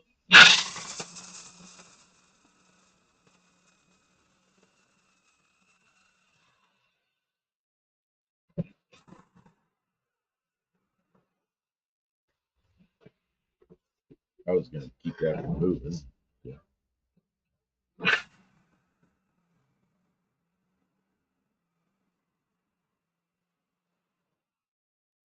You can imagine that machine is loud.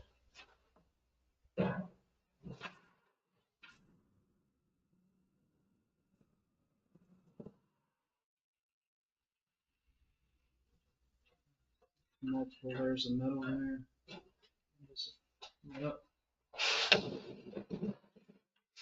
Mexican Specs says, I don't watch Mexican TV anymore, but they do.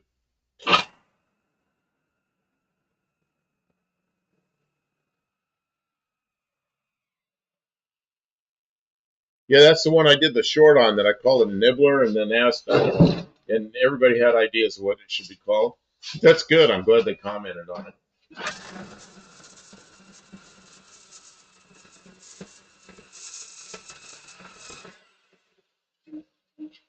Try to hold it from rolling. Thanks.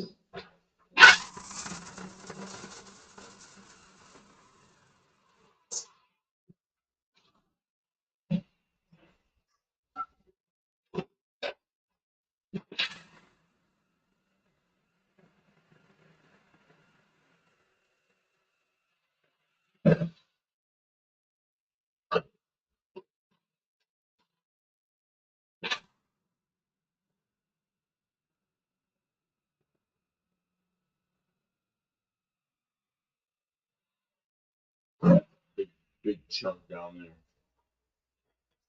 there. Oh, you ran into it on this side too. Yeah, it looks like Sawzall territory down Sawzall territory. Sawzall's next. Maybe the angle grinder. For an angle grinder? Plasma cutter would be easier. Yeah, she's got a plasma cutter. Plasma cutter is not as easy as I had hoped. She says it's not as easy as she hoped, and I know she struggles with that thing.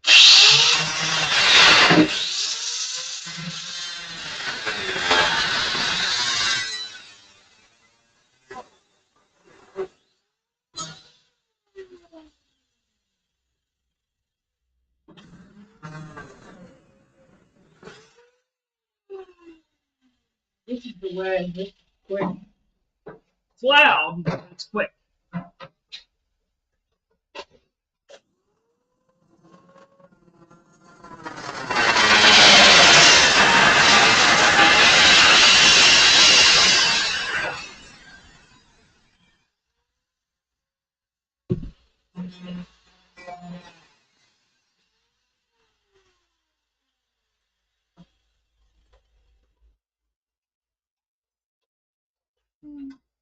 No, you got those two posts. There's 4. Right. Or 4. 2 on each side. Yeah, that's you know what I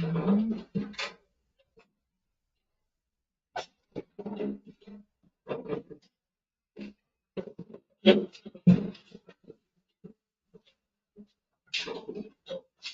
You know what? Let me have that.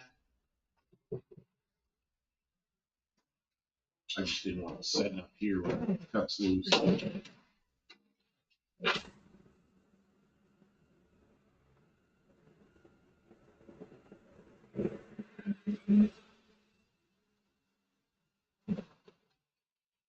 That works.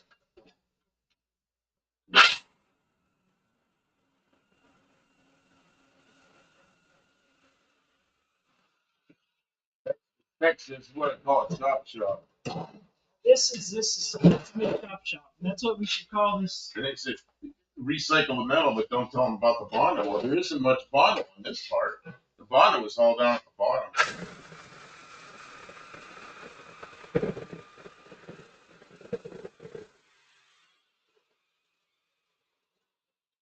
Well, if that works.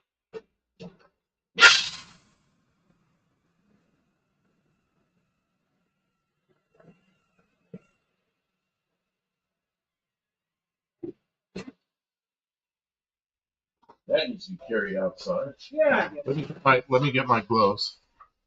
Oh, you're gonna carry it by yourself? Yeah.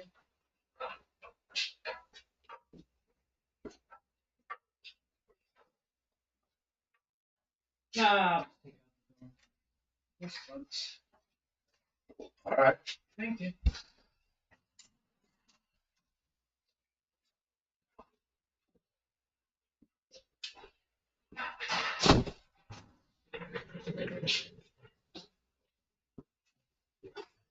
Yeah, you old shop.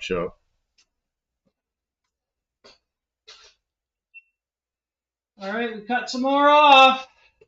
He didn't like this part. Okay, let's see. I'm trying to get so they can see in the way. There it is. Less. Less is more. Oh, and then across there, but that's. Yeah. Here, I'll get you a crayon and you can tell me exactly where you think we should be. We'll work it out. Plan it out. What we want to cut. Do you see a black marker anywhere? Nah, use a piece of chalk or something. Black marker will ruin it, and I won't even get an inch, and it'll be ruined. Let's see here. You may have to undo this break first. Or I guess you could just cut the cable for that. Everything keeps falling. Everything's falling. It doesn't matter what I do, something new falls off of that shelf. I don't know why that shelf isn't bigger. With all this stuff that's sticking on there.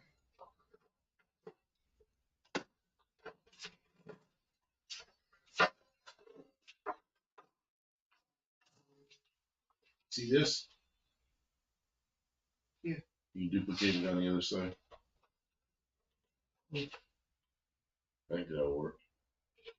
Some of this we're gonna have to fix or cut it off some more, but for now. And I think over here like that, this piece will stay pretty strong and there'll be bolts going through there.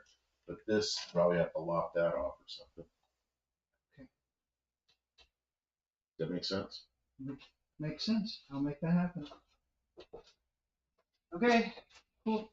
Good deal. This thing's really getting down to not much. Well, you know, sometimes I have to tear it down and build it back up.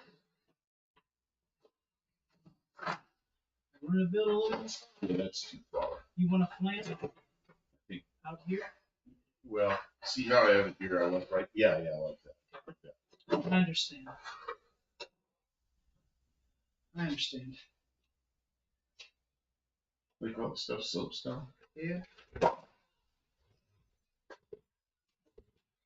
I'm gonna use this stuff, soapstone. Looks we use it like chalk, but it's much tougher than that, and it's good for marking on steel. Now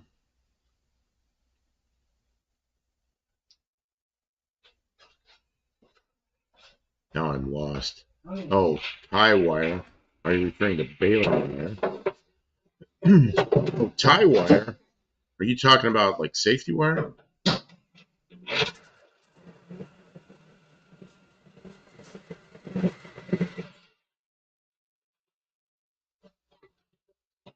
I'm not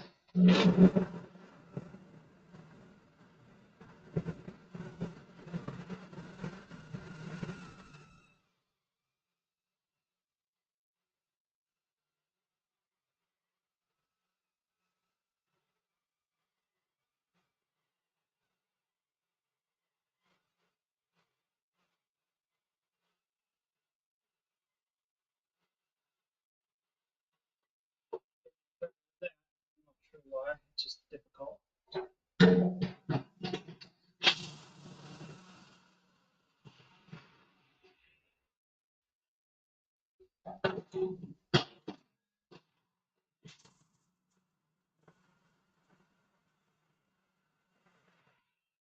Yeah.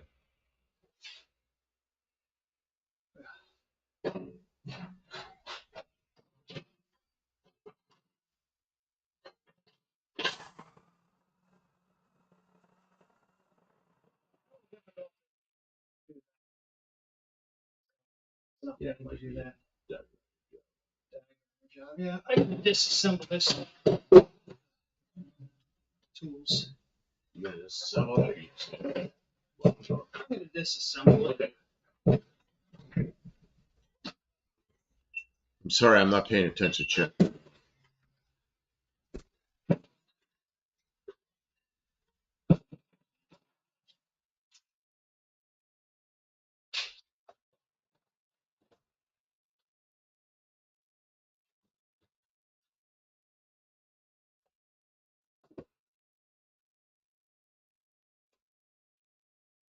Man, I'm lost on the. Sorry, I'm lost on the chat here.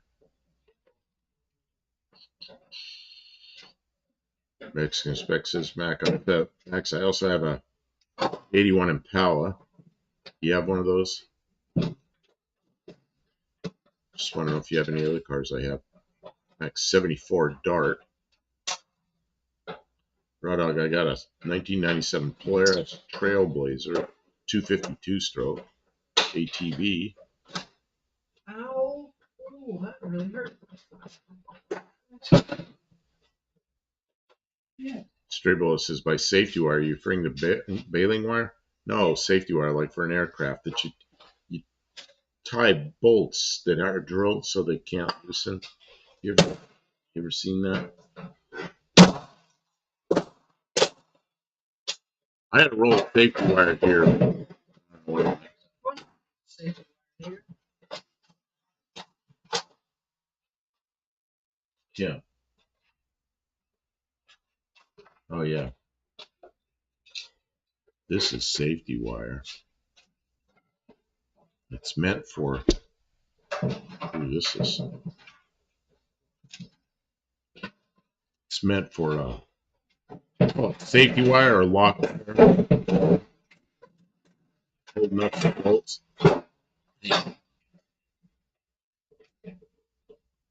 Slow mileage. Oh wait, it's a Dodge. Never mind. Mexican spec. I've always liked motorhomes. You own so many things inside that unit. Problem I have with motorhomes is they seem to break a lot. They build them quick I and said cheap. if I ever want to use a motorhome like for a vacation or something, I just rent it. Rent a motorhome for a week or 2 weeks. It'd be expensive, but it won't be anywhere near as expensive as buying a motorhome and doing all the repairs and insuring the thing.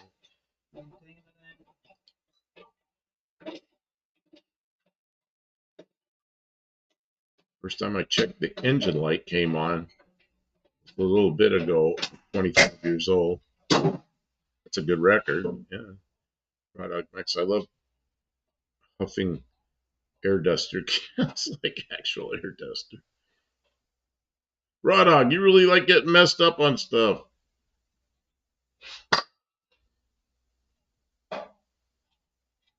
Huffing air duster. I don't like it. X-Wedge. It's a big block Ford. I actually own a Ford. Actually, in the motorhome. Because he says he's sitting in a motorhome. I think he says I keep my Winnebago up at my buddies up north in the mountains. But I have room at my place, I see. And then earlier he said, oh yes, 90s Winnebago. I'm sitting here right now. I like motorhomes and stuff, but they're just, man, they're running you out of money. Unless you get one used that you get a really good deal and then somebody else got run out of money. Yeah, he says my motorhome was the right price free. Yeah, somebody else got run out of a lot of money on that one. That's a good deal. Okay, Kim. Can you watch? Yeah. I need to take a break. Okay. Just gotta find my way out of here. You cleaned up some stuff or shoved the tools out. I just shoved everything out of the. Oh, there's pills on the ground. What's this? Aspirin. Aspirin. They fell. Remember, everything's falling. It's It's making me nuts. I don't know how you got anything to set up on that shelf. Everything was sticking up there just kept flying back down like I was doing something wrong. Hey guys, thanks for being here. I'm sorry I'm not being very good entertainer tonight. I didn't plan on streaming. We don't have any shorts, none. And he wants to put one up every day. And now we're gonna do this whole hurry up and make one every day. We haven't made one in like 10 days. We made a whole bunch of them all at once. And instead of using one and making one and using one and making one, he used them all up. We didn't make any new shorts. I hate that. Hate it. And then it's on me to figure out when we're gonna do it, how we're gonna get it done. I hate that. He doesn't understand. He don't listen. It's upsetting. But I'm glad you're here. But we were supposed to look in the car. I need to do shorts every day. You'll get more people every day. Shorts. Amazing. How big the channel is, how much the channel has grown because of shorts. It really is amazing. It's good stuff, but it is work. People are like, it only takes a minute. Well, no, it takes more than a minute. You can put the motorhome inside. You have to have a big garage to put a motorhome inside. Max, I like the Durango so much I want one in every color, even the electric blue. Wow. Used wife. I don't know what that means. My buddy gives me all kinds of stuff for working on his cars. Nice, Max. Raw Dog. Mexican Spec. Please please mute Raw Dog for 5 minutes. Raw Dog, we don't want to know about it. You shouldn't be doing that. You're going to make yourself sick. I don't like it. If you want to do that, I can't stop you, but I don't want to. Don't bring that here.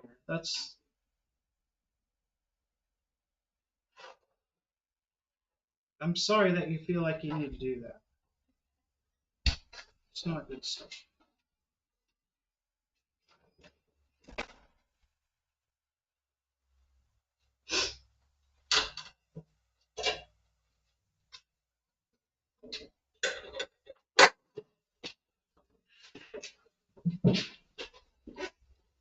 Times are getting to be. Oh, it's 12:45. Hmm? It's 12:45 in the morning. Yeah, you better. Yeah, and I got appointments. So you got stuff to do. How late you want to work on this? Are you still gonna go for a while, or what are you gonna do? I don't. You don't know? I don't want to work on it by myself. No, and I don't like it when you start getting worn out, and then you're terrible mood. So maybe it's time to quit tonight. We still need to make you a couple shorts. Oh God, I got to do shorts yet. Yeah, we got things to do.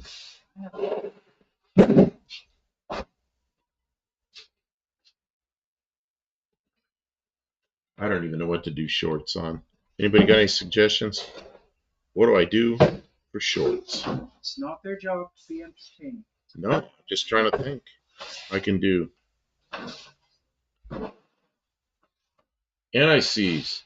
Get it all over me. Look it all over your face like the Tin Man. NICs or looking around here.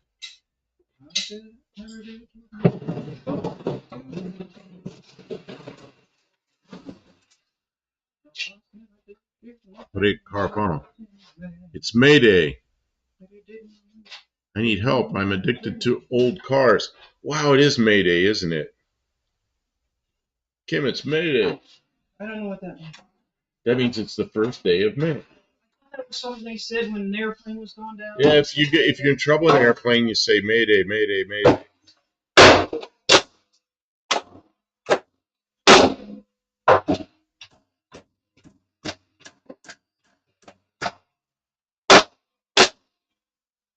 Boy, that doesn't work very good, does it?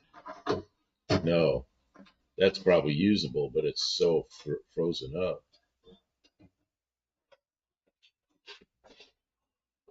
If you want, I could hold that up and you can lop that thing. Oh, wait a minute. That's more than just lop off, isn't it? Because that's a clevis.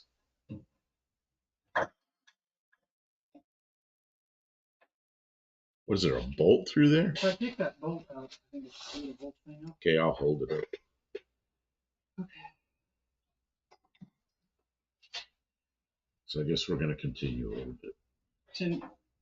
Well, why don't we say goodbye to the stream so we can get some stuff done? And then we say goodbye to the stream, and then we make shorts. Get some shorts, and then we move on with this tomorrow or something. Okay. I don't want to continue. I don't want to, like, that's a project right there. I don't want to start another project. You can just set that down. So, is there a June or July day? Well, there's a couple of May. There's May Day, and then there's El Cinco de Mayo.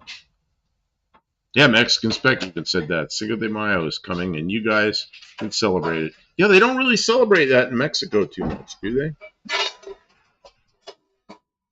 Only for dumb American tourists. Well, I know in the U.S. it's a big deal, especially down near the Mexican border, but it's just an excuse to drink. All right, everybody. Thanks for being here. We really appreciate you. If you're See,